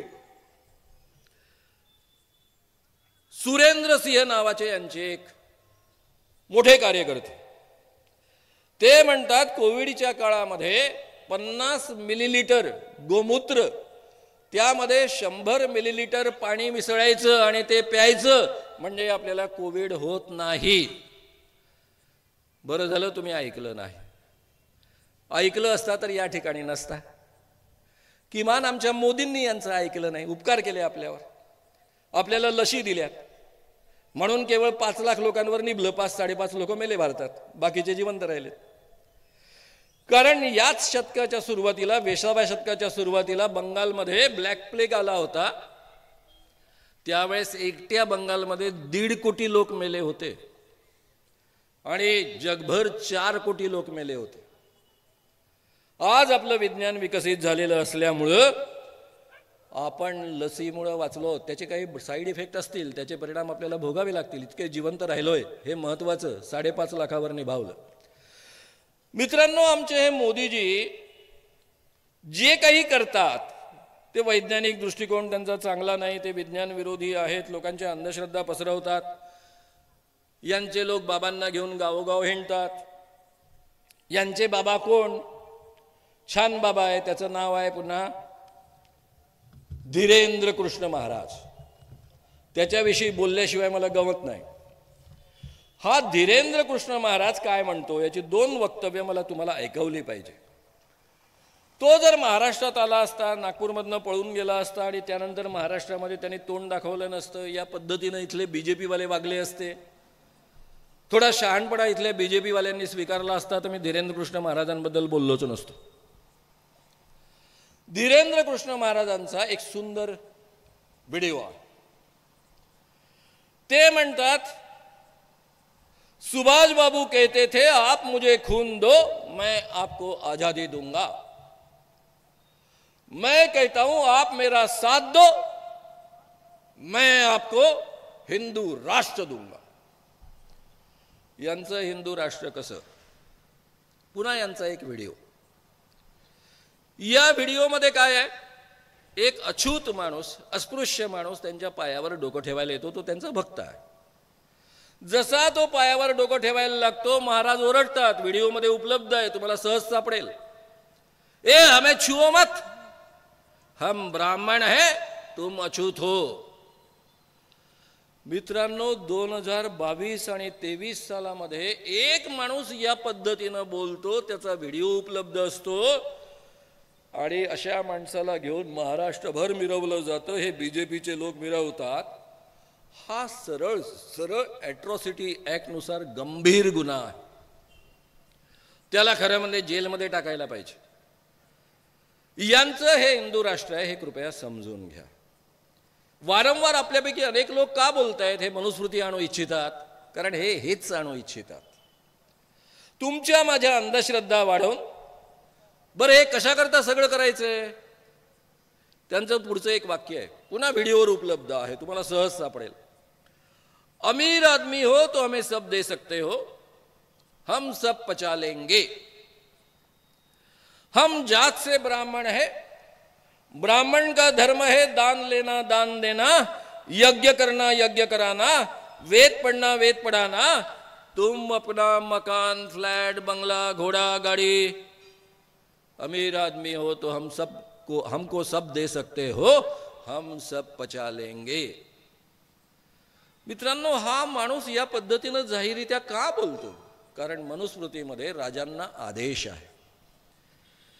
राजा बड़ी बड़ी दक्षिणाओं वाले अनेक यज्ञ करे और धर्म के लिए ब्राह्मणों को, पहा पुढचं वाक्य फार महत्वाचं आहे, स्त्री, गृह, शय्या, वाहन आदि भोग साधक पदार्थ तथा धन दे. मनुस्मृतीचाच आदेश आहे की स्त्री पण द्या भोगण्यासाठी ब्राह्मणांना, जरी त्यांना 4 बायका आधी असेल तरी. इतके भयानक आदेश या देशामध्ये 2000 वर्ष राज्य करत होते आणि यांना हे राज्य परत पाहिजे आहे म्हणून हे हिंदू राष्ट्राची डिमांड करतात. आणि आमच्या मोदींनी ऑलरेडी स्वतःला तसं डिक्लेअर केलेलं आहे. काय डिक्लेअर केलेलं आहे मोदींनी? तुम्ही पाहिला असेल प्रसंग. कोणता प्रसंग? संसदेचं उद्घाटन. संसदेचं उद्घाटन करताना त्या ठिकाणी चोल वंश राज्यामध्ये जेव्हा चक्रवर्ती सम्राट स्वतः सिंहासनावर बसत असे त्यावेळेस त्याला सेंगोल देऊन चक्रवर्ती सम्राट म्हणून घोषित करण्यात येत असे. पंडित जवाहरलाल नेहरूंना या त्या काळातल्या मद्रासमधल्या ब्राह्मणांनी तो दिला. पंडित जवाहरलाल नेहरूंना माहीत होतं की मी या देशाचा सेवक आहे, लोकशाहीमधला पंतप्रधान आहे, मी काही राजा नाही आहे. त्यांनी तो घेतला, गुपचूप कोपऱ्यामध्ये ठेवून दिला आणि तो कशात होता? वस्तू संग्रहालयामध्ये होता. आमच्या मोदींनी तो तिथून काढला आणि ब्राह्मणी मंत्रोच्चारांमध्ये स्वतःला अर्पण करून घेतला. म्हणजे त्यांनी जाहीररित्या हिंदू राज्यामधलं स्वतःला चक्रवर्ती सम्राट म्हणून घोषित केलेलं आहे. आता मित्रांनो, हे सगळं झालेलं आहे, पण आपल्या मोदींनी हे सगळं करत असताना समजा आपल्या देशाचं भलं केलं असतं तर माझ्यासारख्या माणसांनी म्हटलं असतं ठीक आहे, काही माणसांचे विचार वेगळे असतात, काही माणसांचे बळी गेले इथपर्यंत ठीक आहे. या देशामध्ये सांप्रदायिक वातावरण निर्माण केलं त्यामुळे मुस्लिमांना या देशामध्ये जगणं फार कठीण झालेलं आहे. मी विचार करतो की माझा जन्म जर चुकून एखाद्या मुस्लिम कुटुंबामध्ये झाला असता, अरे या देशामधल्या मुस्लिमांना, ख्रिश्चनांना, शिखांना, इतर धर्मीयांना या देशातल्या राज्यकर्त्यांनी, ते महात्मा गांधी असतील, पंडित जवाहरलाल नेहरू असतील, सरदार वल्लभभाई पटेल असतील, या देशातल्या घटनाकारांनी, डॉक्टर बाबासाहेब आंबेडकर असतील, या सगळ्यांनी अभिवचन दिलं होतं की तुम्हाला या देशामध्ये समान नागरिक हक्क मिळतील, सुरक्षित वातावरण मिळेल. हे महोदय आल्यापासून प्रचंड अस्वस्थता निर्माण केली, सांप्रदायिक वातावरण निर्माण केलं, रात्रंदिवस टीव्हीवरनं हिंदू मुस्लिम चालतं. मी विचार करतो जर मी मुस्लिम धर्मामध्ये जन्माला आलो असतो चुकून तर आज मला हा देश माझा वाटला असता का? हा माझा देश आहे, माझ्या देशाकरता मी काही केलं पाहिजे असं मला वाटलं असतं का? कशा पद्धतीचं वातावरण आपण निर्माण करतो? बरं, या देशामध्ये 18% मुस्लिम आहेत, म्हणजे जवळपास 18 कोटीपेक्षा अधिक मुस्लिम आहेत, किंवा किमान टक्के कमी असेल. 18 कोटी मुसलमान किमान तर आहेच, नाही ते अतिरेकी असतात. अरे 10 अतिरेकी आले तर बॉम्बेची काय अवस्था झाली. कल्पना करा, यातल्या 1% लोक जर अतिरेकी असते, म्हणजे 18 लाख लोक अतिरेकी असते, तर तुम्हाला मला शांततेनं या देशामध्ये जगता तरी आलं असतं काय? काय आरोप लादतो आहोत आपण. आणि ज्या देशामध्ये 18 कोटी लोक आपला जीव मुठीत धरून जगत असतील, तो देश कसा प्रगती करू शकेल, कसा शांत राहू शकेल? शांत मनानं विचार करा. कारण आपल्यापैकी अनेक लोग वो पेट्रोलचा 100 रुपये हुआ, अरे 100 रुपये क्या हुआ, 500 रुपये हुआ तो भी चलेगा, मोदी हमको प्रधानमंत्री चाहिए, उन्होंने उनको सबक सिखाया. काय सबक शिकवला हो? चायना पुढे शरणागती पत्करली. अरे ज्या बाईनं खरा सबक शिकवला तिचं नाव इंदिरा गांधी आहे. पाकिस्तानचे 2 तुकडे करून टाकले. जगाच्या इतिहासामध्ये पहिल्यांदा पाकिस्तानामधलं 90,000 सैनिकांनी भारतीय सैनिकापुढे शरणागती पत्करली. जगाच्या इतिहासात आजपर्यंत 90,000 सैनिकांनी शरणागती पत्करलेली नाही. एवढं मोठं कर्तृत्व केलेल्या बाई पुढे हा माणूस म्हणतो पाकिस्तान के लोगों को हमने सबक सिखाया. काय केलं? पुचुकपणे एअर स्ट्राईक करून आले. त्याचा रिझल्ट काय झाला तेही माहीत नाही अजून कोणाला. आणि इकडे चायना पुढे शेपटी दाबून बसलेले आहेत. चायनाने जमीन बळकावली, काही बोलायला तयार नाही. आपण बोलत असताना 10 विचार केला पाहिजे. या माणसांनी शेतकऱ्यांचं काय करून टाकलं. मी शेतकऱ्याचा मुलगा आहे. कृषी अर्थशास्त्र हा माझ्या अभ्यासाचा विषय आहे.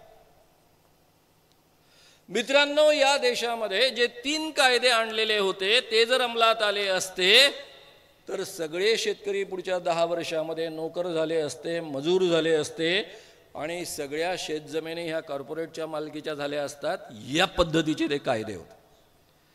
माझं यूट्यूब चॅनल आहे श्याम मानव चॅनल, त्यामध्ये एक सिरीजच मी केलेली आहे. तुम्हाला सहजतेनं ती वाचता येईल, ऐकता येईल. या देशामध्ये पहिलं जगामध्ये झालं नाही एवढं मोठं आंदोलन झालं. 1 लाखांपेक्षा अधिक लोक दिल्लीच्या परिसरामध्ये बसले, 13 महिने बसले. सत्यपाल मलिक त्यांच्याच पक्षाचे राज्यपाल त्यांना भेटायला गेले मोदींना. म्हणायला लागले, ये लोग वहां से बैठे हैं, इतने दिनों से बैठे हैं, ठंडी में बैठे हैं, 600-700 लोग मर गए हैं, कृपया उनकी तरफ ध्यान दो. त्यावर मोदी जी म्हणाले, वो लोग 600-700 मरे, वो क्या मेरे लिए मरे हैं क्या. काय संवेदनशील माणूस आहे. माणसाविषयी 1% प्रेम या माणसाच्या मनात नाही. आतमध्ये हृदय नावाची गोष्ट आहे की नाही, फिजिकली असेल पण मानसिक आहे की नाही याबद्दल डाऊट वाटावा अशी परिस्थिती आहे. मित्रांनो, यांनी अत्यंत परिश्रमानं तयार केलेले, अनेक लढायांमधनं तयार झालेले सगळे लेबर कायदे, कामगार कायदे आयदर डिफंक केले किंवा रद्द केले. आज कोणतेही कामगारांना अधिकार उरलेले नाहीत. सरकारी नोकऱ्यांनी या देशामध्ये काय वातावरण निर्माण केलं तुमच्या माझ्यापैकी प्रत्येकानं अनुभवलेलं आहे. ज्या माणसांना या देशामध्ये 60-70-80 वर्षापूर्वी उंबरठ्याच्या आत प्रवेश नव्हता, गाव कुसाबाहेर ज्यांना राहावं लागत होतं, त्यापैकी अनेक माणसं डॉक्टर बाबासाहेबांच्या प्रेरणेनं आणि या देशामध्ये रिझर्वेशन, शिक्षणामध्ये शिष्यवृत्ती आणि नोकऱ्यांमध्ये रिझर्वेशन्स उपलब्ध झाल्यामुळं शिकली, मोठमोठी अधिकारी बनली. ही माणसं बदलली, माणूस म्हणून स्वाभिमानानं जगू लागली. हे चित्र तुम्हाला आसपास पाहायला मिळतं, ब्रह्मपुरीत पाहायला मिळतं, सगळीकडे पाहायला मिळतं. आणि हे सगळं सामर्थ्य जे आहे ते राज्यघटनेनं बहाल केलेल्या या रिझर्वेशन्सचं आहे. आज याने रिझर्वेशन्स गायब होतील या पद्धतीची यंत्रणा तयार केलेली आहे. रिझर्वेशन रद्द करायची गरजच नाही आहे. सरकारी नोकऱ्याच नाहीशा. महाराष्ट्र शासनामध्ये 40% नोकऱ्यांची नेमणूक नाही, नव्या नेमणुकीच होत नाही. 1000 कारणं सांगितली जातात. कंत्राट बेसिनवर कामगार घेतले जातात. माझ्या सचिवांच्या दारावर एक माणूस उभा असतो. मी त्या पोराला एकदा विचारलं, तू काय करतो रे, काय तुझी डिग्री आहे. तो म्हणाला, मी PhD केलेला आहे. म्हणजे पोस्ट ग्रॅज्युएट केल्यावरच PhD मिळते. म्हटलं, तुझा पगार किती आहे. तो म्हणाला, तसा अधिकृत पगार 15,000, पण हातात पडतो 12,000. हे PhD केलेला पोरगा सचिवांच्या दारासमोर उभा राहतो आणि आम्हाला आत सोडायचं नाही सोडायचं याचे निर्णय घेत असतो. त्याचा पगार 15,000, हातात 12,000 पडतात. मुंबईमध्ये 12,000 कोणी जगू शकतं. ही स्थिती असते तर हा बदललेला जो समाज आम्हाला पाहायला मिळतो तो पाहायला मिळाला असता काय. यांनी सरकारी नोकऱ्या गायब करून टाकल्या, पेन्शन स्कीम्स गायब करून टाकले. मीडिया, मी स्वतः पत्रकार, 15 वर्ष अतिशय प्रभावीपणे पत्रकारिता केली. लेखणीचा वापर लोकांना न्याय मिळवून देण्याकरता केला, लोकांचं प्रबोधन करण्याकरता केला. आज माझे अनेक पत्रकार मित्र सांगतात, सर आम्हाला काही करता येत नाही हो, आमची अवस्था एखाद्या चाटणाऱ्या जनावराप्रमाणे झालेली आहे. आम्हाला आदेशानुसार चाटावं लागतं. किती इच्छा असली तरी आम्हाला काही करता येत नाही. मी त्यांना एवढंच सांगत असतो की विद्याधर गोखले यांना मी एकदा प्रश्न विचारला होता नागपूरच्या प्रेसमध्ये. ते म्हणाले, खरं आहे की प्रत्येक संपादकाच्या आणि पत्रकाराच्या गळ्यात पट्टा असतो, पण एक दोरी पण असते. आपल्यापैकी अनेक लोक असे असतात की जे पट्टा गळ्यात आहेत या भावनेनं जागच्या जागी थिजून राहतात, काहीच करत नाही. खरं म्हणजे आपली दोरी जेवढी लांब आहे तेवढ्या वर्तुळामध्ये तरी आपण फिरलं पाहिजे आणि त्या स्वातंत्र्याचा तरी उपयोग केला पाहिजे आणि लोकांना न्याय मिळवून दिला पाहिजे. ते या काळात आपण पत्रकार लोक करू शकतो.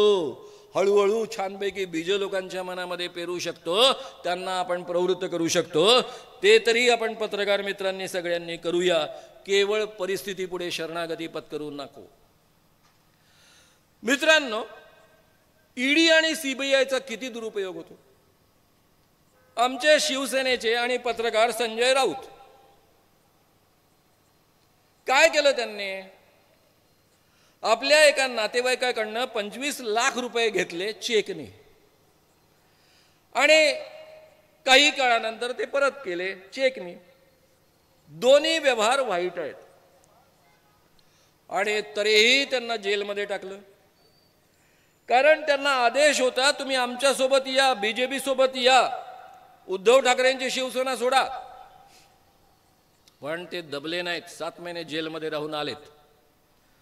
शूरपणा आणि मर्दपणा त्यांनी दाखवला, म्हणून त्यांचं मी जाहीररित्या कौतुक करतो. दुसरे आमचे एक सहकारी माझ्या एका कार्यक्रमामध्ये होते, अनिल देशमुख त्यांचं नाव. खरं म्हणजे त्याच्या आधी मला एक किस्सा सांगितला पाहिजे. माझा एक मित्र मंत्रिमंडळामध्ये होता. ते गुवाहाटीमधनं परत आले. दीर्घकाळापासून माझ्या चळवळीमध्ये ते योगदान देत असतात. त्यांना बहुधा बडबडून बोलायचं असेल, वयाने थोडा मी त्यांच्यापेक्षा मोठा आहे. ते मला म्हणाले, मानव साहेब, आपल्या देशामध्ये काही लोकशाही राहिलीच नाही, हुकुमशाही आहे. आम्ही गेलो होतो ना गुवाहाटीमध्ये, आमचे मोबाईल काढून टाकले, हॉटेलच्या बाहेर पडण्याची परवानगी नाही, सुरक्षा रक्षक रात्रंदिवस आमच्यावर पहारा देत आहेत. हो म्हटलं, ते ईडीच्या धाकाने 5-6 लोक गेले ना तुमचे. 5-6 नाही, सगळ्यांचे कागदपत्र तयार, 40ही लोकांचे कागदपत्र तयार. सोबत येणार की जेलमध्ये जाणार. सोबत आले तर खोके, नाही तर मंत्रीपद, नाही तर जेलमध्ये. अशी अवस्था आहे. म्हटलं पण ठीक आहे ना, असं काही असलं तरी शेवटी म्हटलं आपल्या देशात कोर्ट आहे, हायकोर्ट आहे. हा पक्षांतर बदली कायदा लागू होईल आणि त्यामध्ये सगळं सरकार बरखास्त होईल. नाही, आम्हाला ते दिल्लीवरनं कॉन्फरन्सिंगमधनं वारंवार सांगितलेलं आहे की काही तसं होणार नाही, सगळे आपले न्यायमूर्तींपासून सगळे लोक ॲडजस्टेड आहेत. म्हटलं असं कसं होईल? हायकोर्ट? हो म्हणे, तसेच निर्णय येणार, लिहून घ्या तुम्ही, 2.5 वर्ष हे सरकार चालणार. खरंच मित्रांनो, हे सरकार तसं चालू आहे. माझ्या मित्राचा मुलगा असीम सरोदे, लहानपणापासून पाहत आलो, माझ्या जवळचे मित्र बाळासाहेबांचा मुलगा आहे तो. ते मोठ्या खात्रीनं म्हणत होते की आपले सीजीआय असे तसे ते असा निर्णय देतील आणि हे सरकार बरखास्त होईल. मी माझी भेट झाली तेव्हा त्याला हळूच सांगितलं की मला एका मंत्र्याने अगदी खाजगीमध्ये सांगितलेलं आहे की सरकार बरखास्त होणार नाही, 2.5 वर्ष काढतील. तुमच्या सुप्रीम कोर्टाच्या जजचा निर्णय असा येईल की आपलं नाव इतिहासामध्ये बदनाम होणार नाही याची ते काळजी घेतील, घटनेनुसार निर्णय लिहितील, पण सरकार कायम राहील. आणि निर्णय तसाच आला. Operation 100% successful, but patient died. पुढचाही निर्णय असाच येणार होता. उलट मी शिवसेनेच्या नेत्यांचं अभिनंदन केलं की बरं झालं आमच्या विधानसभा अध्यक्षांनी असा निर्णय दिला, त्यामुळे लोकांचा राग आणखी वाढेल, तुमच्या बाजूने लोक मोठ्या संख्येने उभे राहतील आणि यांना धडा दाखवतील. किती बेशरमपणाचा. एका पक्षाचे नेते मला सांगत होते, सर आमचंही पक्ष जाणार आहे, आमचंही पक्षचिन्ह जाणार आहे आणि आमची सगळी गंगाजळी जी आहे तीही जाणार आहे, आम्हाला कोर्टात लढायचं आहे, त्याच्याकरता पैसे कुठून आणायचे हा प्रॉब्लेम आहे. आणि इलेक्शन कमिशनचा तसाच निर्णय आला. या देशामधलं इलेक्शन कमिशन टोटली मोदींच्या म्हणण्यानुसार काम करतं, ही वस्तुस्थिती आहे.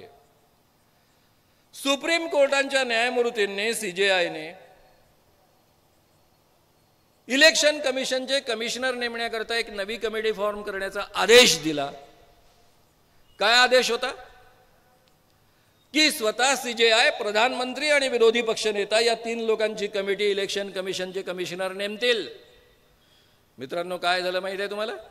कायदाच बदलवून टाकला, नवा कायदा आणला आणि सरळ सरळ पंतप्रधान, त्यांचा एक मंत्री आणि विरोधी पक्षनेता निर्णय घेतील, म्हणजे 2 मतं नेहमीच त्यांच्या बाजूने राहतील. कोण कमिशनर नेमायचा तेच ठरवतील. यांना इलेक्शन कमिशन स्वतःचा का पाहिजे, इलेक्शन कमिशनर? कारण इलेक्शन स्वतःच्या सोयीनं करण्यासाठी. यामध्ये काही गडबडी होऊ शकतात की नाही? डेफिनेटली गडबडी होऊ शकतात. आपली जी ईव्हीएम आहे त्याचा गैरफायदा घेता येतो. मी माझ्या एका कार्यकर्त्याला मुद्दाम उभं केलं. सुजा नावाचा एक हैदराबादचा जुना इंजिनियर, अमेरिकेत पळून गेलेला, यूट्यूबवर सगळी माहिती तुम्हाला मिळेल त्याची. त्यांनी 2019 मध्ये भारतवर्ष नावाचा एक पक्ष काढला. नाव थोडं इकडे तिकडे असेल. मी माझ्या कार्यकर्त्याला म्हटलं घे तिकीट त्यांच्याकडनं, त्यांचा दावा आहे ना मतं मिळवून देतो हे हॅक करून. कितपत सत्य आहे आपण पाहूया. त्याला महाराष्ट्रातलं तिकीट मिळालं नाही, देवासचं तिकीट मिळालं. त्याच्याकडे पैसे नाही, आमच्याकडे पैसे नाही. लोकसभेचं इलेक्शन हा 4दा गेला नाशिकवरनं देवासला. पहिल्यांदा फॉर्म भरायला, शेवटी रिझल्ट पाहायला, मध्ये 2दा झालं. मी स्वतः 77 मध्ये 78 मध्ये निवडणुका लढलेलो आहे. 4-5 जिल्ह्यांमध्ये दणकून प्रचार केलेला आहे, विधानसभेमध्ये, लोकसभेमध्ये आणि नगर परिषदेमध्ये. मला माहिती आहे अशी मतं मिळत नाही. तो मला सांगायला लागला की मला 10,000 मतं मिळाली. मी काय वेडा लागला काय? म्हटलं काही पण सांगतो, मला फोकनाड्या मारतो. त्याने मला गॅझेटच पाठवून दिलं. त्याला 10,000 मतं मिळाली. त्याचं निवडणूक चिन्ह आहे लुडो. चुकून मतं पडली ही पण शक्यता नाही आहे. आणि लोकसभेमधल्या इलेक्शनमध्ये एखाद्याला 10,000 मतं चुकून मिळत नाहीत. त्या सुजाचं म्हणणं एवढंच होतं की हैदराबादचे मशीन पाहिजे, मी सॉफ्टवेअर टाकलेले मशीन पाहिजे आणि त्याचा मला कोड नंबर पाहिजे, म्हणजे मी बरोबर ते हॅक करतो आणि मतांमध्ये गडबड निर्माण करतो. ही सगळी त्याची मतं ऑलरेडी यूट्यूबवर उपलब्ध आहे. तुम्ही जस्ट सर्च केलं तर तुम्हाला सगळं ऐकायला मिळेल. आता मित्रांनो, दुसरं ईव्हीएम मध्ये काही गडबडी केली जाऊ शकते की नाही आहे. जंतर मंतर टाईप करा, ईव्हीएम टाईप करा, तुम्हाला सगळा डेमोस सापडेल. या पद्धतीनं सॉफ्टवेअर तयार करता येतं की तुम्ही 2 बटणं दाबली की एक मत ज्या पक्षाला निवडून आणायचं आहे त्या पक्षाला जाईल आणि एक मत दुसऱ्याला जाईल. त्यामुळे ईव्हीएमच्या माध्यमातून गडबडी होऊ शकते आणि 10% पर्यंत ही गडबडी होऊ शकते. आणि ती ऑलरेडी झाली की नाही आपल्याला माहीत नाही, पण झाली असण्याची शक्यता सगळेच व्यक्त करत आहेत. माझ्या नागपूरच्या कार्यक्रमामध्ये आपले विरोधी पक्षनेते वडेट्टीवार साहेब बसले होते आणि तिथे अनिल देशमुखांचं मी जाहीर अभिनंदन करत होतो. त्यावेळेस वडेट्टीवार साहेब बोलताना बोलले की उद्या काही झालं तरी मी नांगी टाकणार नाही, ताकदीनं लढेन. उद्या जेलमध्ये जाण्याची गरज पडली तर मी जेलमध्ये सुद्धा जाईन. मी त्यांचं त्याही वेळेस जाहीर अभिनंदन केलं होतं. आज पुन्हा ते अभिनंदन मी रिपीट करतो. तुम्ही विरोधी पक्षनेते आहात, कितीही तुमच्यावर आफत आली तरी कोणी असो इंडिया गठबंधनमधला, महाविकास आघाडीमधला, बिलकुल घाबरू नका. करून करून काय करतील हे लोक? जेलमध्ये पाठवतील. जेलमध्ये गेल्याने माणूस छोटा होत नाही, उलट मोठा होतो, अधिक मोठा नेता होतो. त्यामुळे घाबरण्याचं कारण नाही, दबण्याचं कारण नाही. ताकदीनं आपण सगळे मिळून लढूया. अनिल देशमुखांनी मला जो किस्सा पुढचा कळला त्यांच्याकडनं मला प्रचंड धक्का पोचला. मला जी माहिती कळली ती फक्त तुमच्यापर्यंत पोहोचवतो, म्हणजे हे लोक काय पातळी काढतात. अनिल देशमुखांवर ईडीची कारवाई होण्याच्या आधी ते महाराष्ट्राचे गृहमंत्री होते. त्यांच्याकडे महाराष्ट्रातल्या एका मोठ्या बीजेपी नेत्याचा फोन आला. बीजेपी त्यावेळेस विरोधात होती पण केंद्रामध्ये सत्तेत होती. फोन कसा आला? एक माणूस आला, त्या माणसाने तो फोन त्यांच्याजवळ दिला आणि त्यांना सांगितलं की तुम्हाला जर जेलच्या बाहेर राहायचं असेल तर 4 ॲफिडेव्हिट्स मी पाठवले, त्यावर सही करा. पहिलं ॲफिडेव्हिट होतं की उद्धव ठाकरे, मुख्यमंत्री उद्धव ठाकरे त्यावेळेस होतेच ऑलरेडी, त्यांनी मला बोलावलं, म्हणजे गृहमंत्र्यांनी हे लिहून द्यायचं आहे, आणि मातोश्रीवर बोलावून सांगितलं की 300 कोटी रुपये दरवेळेस गोळा करून मला द्या. पहिलं ॲफिडेव्हिट. दुसरं ॲफिडेव्हिट, उद्धव ठाकरेंचा मुलगा आदित्य ठाकरे, तेही कॅबिनेट मंत्री, त्यांनी दिशा सॅलियन या मुलीवर बलात्कार केला. ॲफिडेव्हिटमध्ये पहा, दिशा सॅलियन या मुलीवर बलात्कार केला आणि तिला ढकलून देऊन तिचा खून केला. हे दुसरं ॲफिडेव्हिट. अनिल परब यांचे अनेक गैरव्यवहार, हे तिसरं ॲफिडेव्हिट. चौथं ॲफिडेव्हिट आमच्या अजितदादांचं. अजितदादांसोबत मी खूप काम केलेलं आहे. अजितदादा आणि पार्थ त्यांचा मुलगा हे एकत्र बसले असताना मला म्हणजे अनिल देशमुखांना बोलावून घेतलं आणि त्यांनी आदेश दिला की गुटखेवाल्यांकडनं एवढे एवढे कोटी रुपये गोळा करा. असे 4 ॲफिडेव्हिट तुम्ही लिहून दिलेत तर तुम्ही बाहेर राहाल. अनिल देशमुखांनी खूप विचार केला, नाही म्हणून निरोप पाठवला. पुन्हा माणूस आला, पुन्हा फोन दिला की अजितदादांबद्दल तुम्हाला बोलणं शक्य नसेल तर सोडून द्या, कारण अजितदादा तुमच्या पक्षाचे आहे, तुमच्या जवळचे, तुमचे जवळचे रिलेशन आहेत, पण बाकी 3 ॲफिडेव्हिट द्या. या 3 ॲफिडेव्हिटवर जर महाराष्ट्राचे गृहमंत्री अनिल देशमुख यांनी सही केली असती तर महाराष्ट्राचे मुख्यमंत्री उद्धवजी ठाकरे, कॅबिनेट मंत्री आदित्य ठाकरे, कॅबिनेट मंत्री अनिल परब तिघही जेलमध्ये गेले असते. या निरपराध लोकांना आपण का जेलमध्ये पाठवायचं म्हणून अनिल देशमुखांनी नकार दिला आणि परिणामतः 14 महिने त्यांनी जेल भोगली. 100 कोटीचा आरोप लावला. त्यामध्ये ज्यांनी आरोप लावला तोच ॲफिडेव्हिट लिहून देतो की कधीच मला अनिल देशमुखांनी पैसे गोळा करा असं सांगितलं नाही. मुंबईचे कमिशनर परमवीर सिंग, ते जे दुसरे इन्स्पेक्टर होते, त्यांनी ॲफिडेव्हिट लिहून दिलं की मला कधीच अनिल देशमुखांनी आदेश दिला नाही. काहीही पुरावा नसताना आतमध्ये ठेवणं 14 महिने, ही माणसं कोणती पातळी गाठतात हे जरा समजून घ्या आणि कशा पद्धतीची लढाई आपल्याला लढायची आहे ती पण आपण समजून घ्या. मित्रांनो, हे तर आपण आता बाकीच्या गोष्टींबद्दल बोललो. मोदींचे 3 निर्णय किती भयानक आहेत ते मला तुमच्या समोर मांडायचे आहे. आपल्यापैकी अनेक लोक अर्थशास्त्राचे विद्यार्थी असतील. महागाई वाढू नयेत म्हणून आपल्याला शिकवलं जातं डिझेलच्या किमती कमी ठेवायच्या, आंतरराष्ट्रीय बाजारात कितीही किमती वाढल्या तरी कमी ठेवायच्या.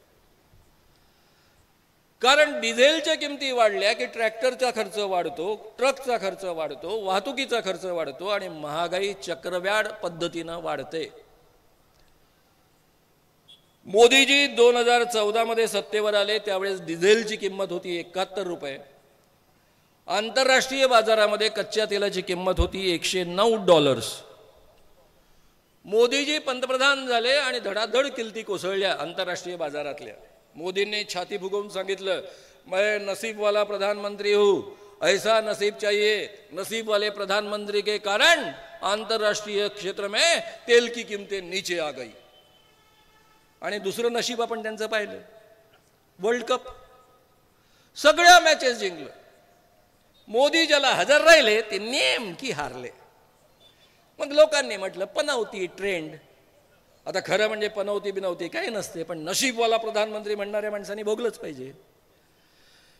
मित्रांनो, या देशामध्ये 109 वरनं $78, $40 पर्यंत किमती खाली आल्यात कच्च्या तेलाच्या, पण मोदींनी मात्र डिझेलच्या किमती वाढवत नेल्या 94 पर्यंत आणि या देशामध्ये संपूर्ण महागाईचा भडका उडाला.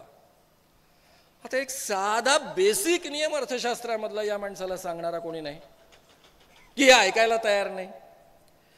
त्यानंतर मित्रांनो, यांनी डिमॉनिटायझेशन केलं. 16 सप्टेंबर 2016ला 500 आणि 1000ची नोट बंद केली. मी सुरुवातीला स्वागत केलं, म्हणलं चला ब्लॅक मनी बाहेर काढतायत. घडलं काय, 99.3% रक्कम परत आली. ब्लॅक मनी काही सापडलाच नाही, पण देशाचे हाल झाले.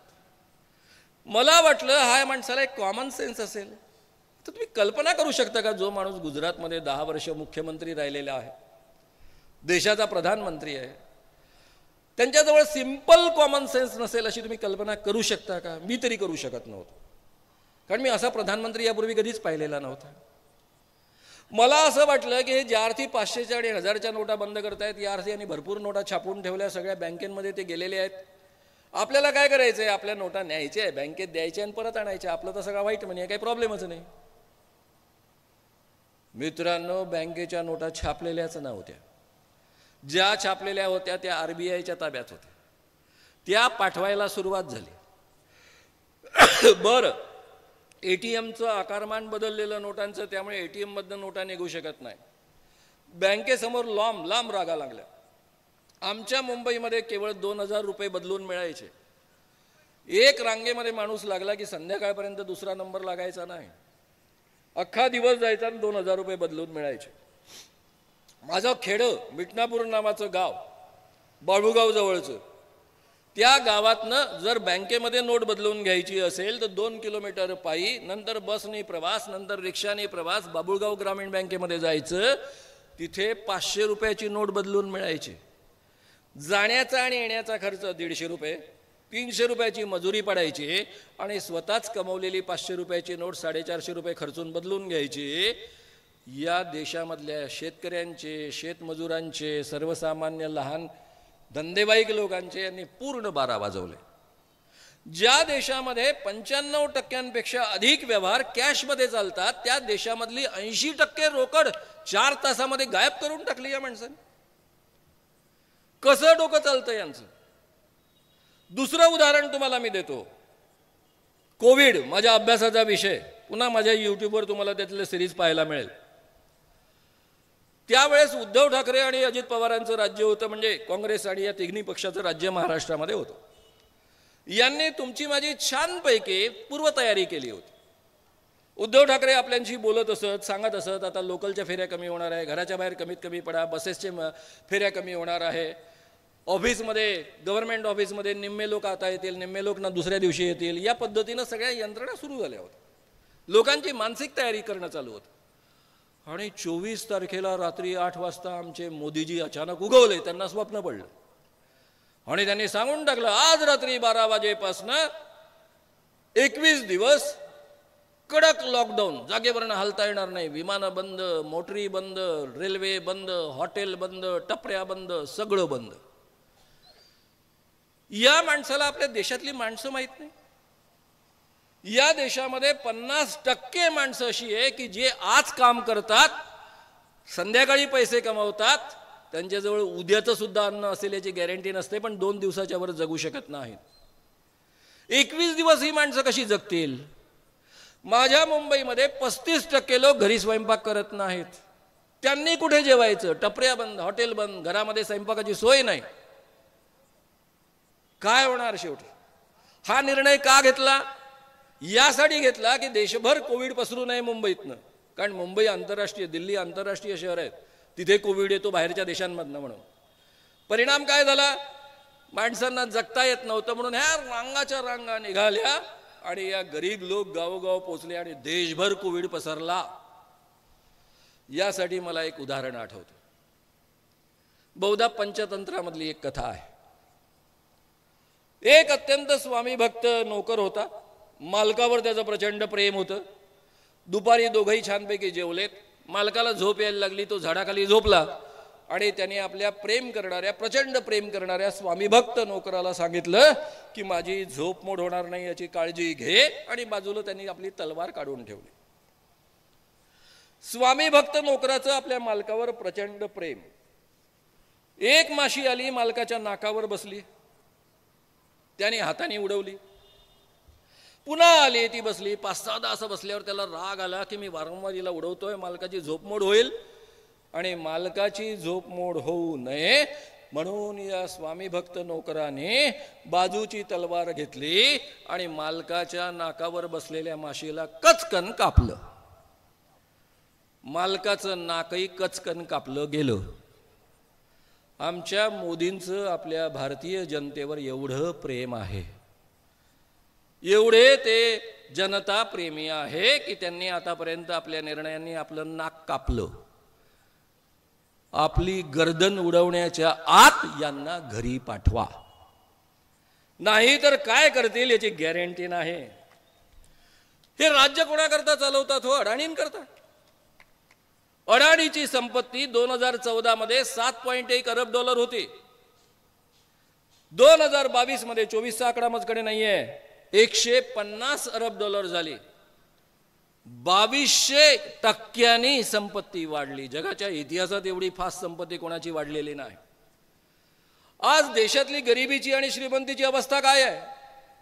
या देशामधली 40% म्हणजे जवळपास निम्मे संपत्ती केवळ 1% लोकांच्या ताब्यात आहेत. आणि जे 50% जनता आहे तिच्या ताब्यामध्ये केवळ 3% संपत्ती आहे. 40% 1% माणसांकडे, 50% माणसांकडे 3% संपत्ती. या माणसानं गेल्या 9 वर्षामध्ये देशातली गरिबी प्रचंड वाढवली. मनमोहन सिंग मौनी बाबा म्हणायचे त्यांना. हे मौनी बाबा, या जगभर रिसेशन आलं, मंदी आली, या माणसानं भारतात ती पोचू नाही दिली. आपल्या 10 वर्षाच्या काळामध्ये 29% जनतेला त्याने दारिद्र्य सीमारेषेच्या वर काढलं. आणि या माणसाने आपल्या 8 वर्षाच्या कर्तृत्वामध्ये या 29% जनतेला पुन्हा दारिद्र्य सीमारेषेच्या खाली ढकललं. आज 70% लोक दारिद्र्य सीमारेषेच्या खाली जगत आहेत. मित्रांनो, या माणसाने आता राम मंदिर तुमच्या माझ्या सगळ्यांच्या जिव्हाळ्याचा विषय. आपल्यापैकी अनेक लोक विचलित झाले. बापरे, राम मंदिरला लोकांनी एवढा प्रतिसाद दिला, लोकांनी घराघरात झेंडे लावले. लावणारच, रामावर तेवढं प्रेमच आहे या देशातल्या लोकांचं.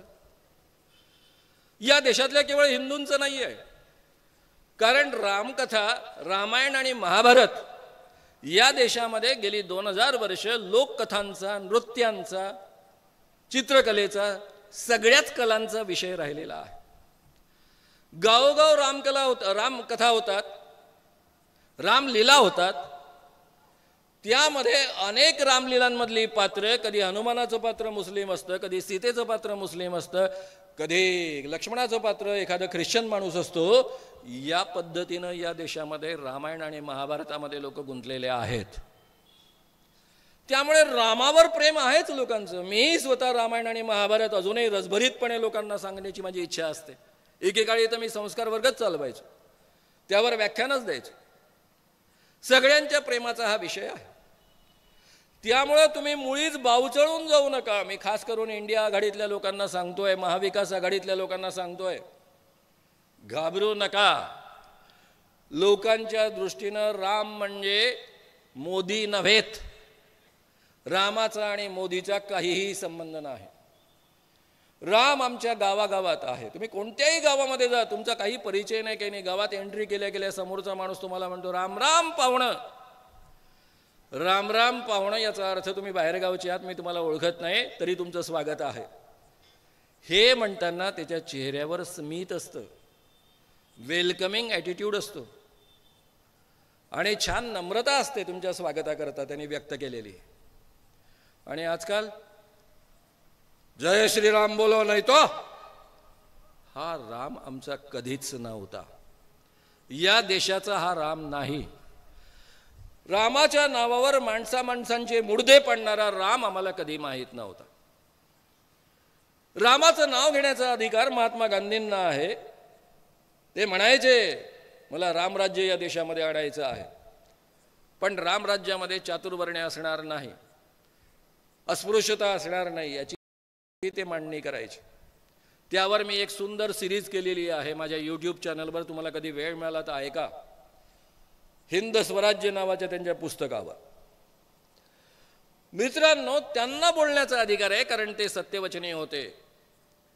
रामाची या देशामध्ये आणि जगामध्ये सगळ्यात मोठी ओळख काय आहे? राम सत्यवचनी होते. वडिलांनी दिलेलं वचन आपल्या बायकोला कैकेयीला ते पूर्ण करण्याकरता हे वनवासात गेले. स्वतः दिलेलं वचन कधी मोडायचं नाही, म्हणून रामाचं नाव. आणि आमचे मोदीजी त्यांनी काय काय वचनं दिली आहेत? पहिलं त्यांनी वचन दिलं होतं की या देशामधला सगळा काळा पैसा मी परत आणेन, जगभरच्या बँकांमध्ये दडवलेला काळा पैसा परत आणेन. आणि त्याची संख्या एवढी आहे की प्रत्येक भारतीयाच्या खात्यामध्ये 15-15 लाख रुपये जातील. पोचलेत का तुमच्या माझ्या खात्यामध्ये एक पैसा तरी? नाही ना. कारण की मोदीजी रामाचं जरी नाव घेत असले, रामाचे परमभक्त म्हणून तुम्हाला मला दाखवत असले, टीव्ही रात्रंदिवस तसं दाखवत असला, तरी मोदीजी म्हणजे झूठ बोलो बार बार झूठ बोलो बार बार झूठ बोलो वाले आहेत. एक वचन नाही त्यांचं, अशी अनेक वचनं आहेत. त्यांनी स्वामीनाथन आयोगानुसार उत्पादन मूल्यानुसार मी भाव देईन अधिक 50% नफा. 2014च्या निवडणुकांमध्ये आपल्या सगळ्यांना वचन दिलं. मी शेतकरी असल्यामुळं, शेतकऱ्याचा मुलगा असल्यामुळं मला फार आकर्षण वाटलं या गोष्टीचं, की चला हा माणूस हिंमत दाखवतो आहे. ते निवडून आलेत. पुढे विधानसभेच्या निवडणुकांमध्ये देवेंद्र फडणवीसांनी हेच वचन दिलं वारंवार सगळ्या भाषणांमध्ये. अरे सत्य, स्वामीनाथन आयोगानुसार उत्पादन मूल्यानुसार सुद्धा भाव नाही दिला हो तुम्ही. भाव इतके पाडले की शेतकरी आत्महत्या करतायत. तिसरं तुमचं रोजगार देईन या देशातल्या तरुणांना, दरवर्षी 2 करोड रोजगार देईन. म्हणजे 9 वर्षामध्ये 18 करोड रोजगार. यांनी नोकऱ्याच बंद करून टाकल्या. सरकारी जागा निर्माण झाल्या त्याही भरल्या नाहीत. नवा रोजगार निर्माण झाला नाही, कारण डिमोनेटायझेशनमुळे अनेक लघुउद्योग मारले गेलेत. त्यामुळे तुमचे माझे अनेकांचे रोजगार गेलेत, अनेकांची दुकानं गेलीत, छोट्या छोट्या टपऱ्या गेल्यात. या देशामध्ये आज 25 करोड बेकार आहेत. बेकारी या माणसानं वाढवून ठेवलेली आहे. ते म्हणतात सबका साथ सबका विकास. खरंच आहे का हो? सबका साथ, मुझे दो चुन के लाओ, फिर मैं मुस्लिमों को बताऊंगा कि वो ये देश के नागरिक ही नहीं है. गरिबांना अधिक गरीब करत जाईल, हे यांचं राज्य. बरं, त्यांचं एक वाक्य मला फार मोहिनी घालायचं, ना मैं खाऊंगा ना किसी को खाने दूंगा. मी भ्रष्टाचार विरोधी आंदोलनातला आहे. माझ्या आयुष्यामध्ये आजपर्यंत मी एक पैशाचा भ्रष्टाचार केला नाही, कधी करत नाही. मोदी आल्यानंतर भ्रष्टाचार या देशातला कमी होईल असं मला मनापासून वाटलं. झाला का? मी स्वतः गव्हर्नमेंट सोबत काम करतो. 2014-15 मध्ये मी सरकारसोबत काम केलं, मला एक पैसा खाऊ घालायला लागला नाही. अजितदादांचा फोन जायचा, एक पुण्यकर्म आपल्याला करायचं आहे, सरकारी अधिकारी समजून घ्यायचे माझ्याकडनं पैसा खायचे नाहीत. आजच्या काळामध्ये या सरकारमध्ये माझे 10 लाख रुपये अडले आहेत. त्यातले 5 लाख रुपये ऑलरेडी खिशातनं मी खर्च केलेले, ज्याचा GR ऑलरेडी निघालेला होता. ते वसूल करण्यासाठी आम्ही गेले 8-9 वर्षे चक्रा मारतो आहे. एक शिबिर घेतलं, त्याचे ॲडव्हान्समध्ये जे पैसे आले, त्यानंतर जे पैसे, त्यामध्ये आम्ही खरं म्हणजे पैसे वाचवले, जास्त लोकांचं ट्रेनिंग केलं, आणि तरी ते 5,60,000 रुपये समथिंग तो आकडा मिळवण्यासाठी आमचे सहकारी वारंवार खेटे घालतायत. मला सगळे हळूच काना सांगतायत, मानव आजकाल एकही क्लर्क, एकही माणूस वजन ठेवल्याशिवाय तुमचं काम करणार नाही. माझ्याकरता मुख्यमंत्र्यांनी फोन केलेत हे पैसे द्यावेत म्हणून. अजितदादा आता पुन्हा अर्थमंत्री झाल्यानंतर 3दा फोन केलेत. सचिवांनी माझ्या समोर फोन केलेत, आणि तरी पैसे निघत नाही, कारण वजन ठेवत नाही तर पैसे निघत नाही. अशा पद्धतीची भ्रष्टाचाराची गंगोत्री या सरकारमध्ये निर्माण झालेली आहे. मित्रांनो, मैं ना खाऊंगा ना किसी को खाने दूंगा, त्या वाक्याचा अर्थ काय झाला? मैं भी खाऊंगा, गुपचुप खाऊंगा, मेरे दोस्तों को खिलाऊंगा, और जो खाते हैं वो मेरे साथ आएंगे तो उनको खाने की पूरी परमिशन दूंगा. चालू आहे ना? ईडीचा प्रकोप याच पद्धतीनं सुरू आहे ना? म्हणून मित्रांनो, एवढ्या मेहनतीनं जे राज्य आम्हाला मिळालं, जे स्वातंत्र्य आम्हाला मिळालं, ज्या राज्यघटनेच्या माध्यमातून ही 4 मूल्य आम्हाला मिळाली, पहिल्यांदा माणूस म्हणून 2000 वर्षानंतर खऱ्या अर्थानं आम्हाला माणूस म्हणून सन्मान मिळाला, तो टिकवायचा असेल तर आपल्याला मोदींना घरी हकलावं लागणार आहे. इंडिया आघाडीमधले जे 3 पक्ष आहेत त्यांच्यासोबत कदाचित वंचितचे प्रकाश आंबेडकर येणार आहेत. त्यांनी आलंच पाहिजे. डॉक्टर बाबासाहेब आंबेडकरांची राज्यघटना केवळ धोक्यात नाही आली, ती पायदळीत उडवली जाते आहे. त्यामुळे प्रकाश आंबेडकरांचं जे डॉक्टर बाबासाहेब आंबेडकरांचे विचार मानतात त्या सगळ्यांचं हे कर्तव्य आहे मोदींना सगळ्यात पहिले घरी पाठवणं. जर प्रकाश आंबेडकर काही कारणाने तळ्यात मळ्यात करत असतील तर त्यांच्यावर तुम्ही दबाव आणा. त्यांच्यापर्यंत मेसेजेस पोचवा की ही ती वेळ नाही, नंतर भांडत बसा, काय करायचं ते नंतर कळत बसायला लागतं, काढत बसा. पण यावेळेस मोदींचा पराभव झाला पाहिजे. आता मित्रांनो, मोदींचा पराभव होईल की नाही, आपल्यापैकी अनेकांना हा कॉन्फिडन्स नाही आहे. माझे शेवटचे 5 मिनिटं आहेत. मी आधीच तुम्हाला सांगितलं होतं बरोबर 2 तासामध्ये मी संपवणार आहे. या देशामध्ये 2019 मध्ये बालाकोट प्रकरण झालेलं असताना सुद्धा, पुलवामा प्रकरण झालेलं असताना सुद्धा सैनिकांचं शहीदीकरण याचा यांनी खऱ्या अर्थानं निवडणुकीत वापर केलेला असताना सुद्धा मोदींना मतं मिळाली ती 37.7% मतं आहेत. विरोधात 62.3% मतं आहेत. तळ्यात मळ्यात वाली नितीश कुमार सारखी माणसं जरी सोडली तरी 10% मतं गेली असं गृहीत धरलं तरी आज जी इंडिया आघाडी आहे त्यांच्याकडे सरळ सरळ 52% मतं आहेत. राम जन्मभूमी आंदोलन याच्या भरोश्यावरच यांची मतं एवढी वाढलेली आहे. त्यापेक्षा आता अधिक ती वाढण्याची शक्यता नाही. जास्तीत जास्त 37.7%वरनं 40%वर पोहोचतील. मी हे बदलतं जे वातावरण आहे त्याबद्दल बोलतच नाहीये. मी जुनी आकडेवारी तुम्हाला सांगतो आहे. जुन्या आकडेवारीनुसार जरी मतदान झालं तरी इंडिया आघाडीमध्ये जे आज घटक पक्ष आहे ते केवळ एकत्र लढले तरी मोदींचा पराभव अटळ आहे. हा आत्मविश्वास मनामनामध्ये बाळगा. सगळ्यात पहिले मतदार याद्या आल्यानंतर आपलं नाव आहे की नाही कन्फर्म करा, नाही तर सगळ्या अधिकाऱ्यांकडे तक्रारी करा. कारण सगळ्यात पहिले विरोधी मतांची ते नावच गायब करतात. पहिलं त्यांचं षडयंत्र असतं. दुसरं व्हीव्हीपॅटच्या गडबडी, त्याबद्दल समजून घ्या, आग्रह धरा. इंडिया आघाडीने फार सुंदर मागणी केलेली आहे की आमचे ते काच आहेत काळे ते काढून टाका. जे व्हीव्हीपॅटमध्ये चिन्ह आहे ते आम्हाला पाहू दे, आम्ही बाजूच्या बॅलेट बॉक्समध्ये टाकू आणि ते मोजा. ते मोजलं तर या गडबडीला 1% चान्स नाही. त्यामुळे ईव्हीएमची बदमाशी होणार नाही. ते जर सरकारने मान्य केलं मोदीने तर त्यांचा पराभव दारुण पराभव अटळ आहे.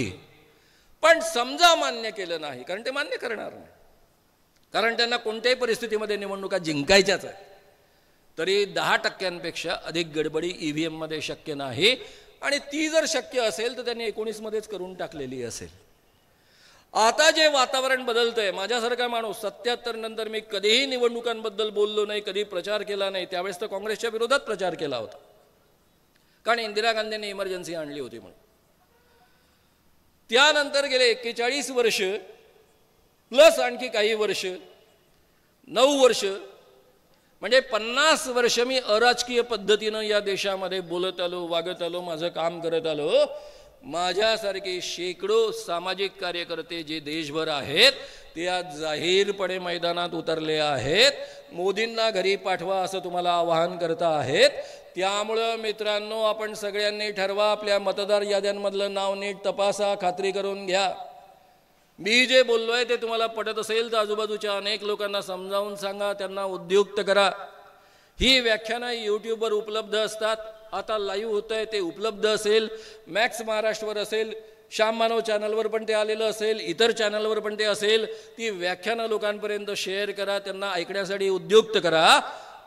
आणि मित्रांनो, आज एक लक्षात घ्या, मोदींना मत याचा अर्थ शेठजी भटजीच्या राज्याला मत, मोदींना मत याचा अर्थ हुकुमशाहीला मत, मोदीला मत म्हणजे पुन्हा मनुस्मृती आणण्याच्या प्रक्रियेला मत, मोदीला मत म्हणजे ब्राह्मणी वर्चस्वाला मत, मोदीला मत म्हणजे बेरोजगारी या देशामध्ये वाढवण्याला मत, मोदीला मत म्हणजे गरिबी वाढवण्याला या देशामध्ये मत, आणि मोदींना मत म्हणजे आपल्या मित्रांची संपत्ती वाढवण्याला मत. त्यामुळे मित्रांनो, निश्चय करा, इंडिया आघाडीमधली माणसं जी तुमच्या पुढ्यात उभी आहे ती मान्य असतील नसतील तरी अपवाद म्हणून यावेळेस मोदींना हकलण्यासाठी म्हणून त्यांचा उपयोग करून घ्या. त्यांना मतदान करा आणि मोदींना घरी पाठवा, एवढं कळकळीचं आवाहन करून मी या ठिकाणी थांबतो. धन्यवाद, धन्यवाद, धन्यवाद. मित्रांनो,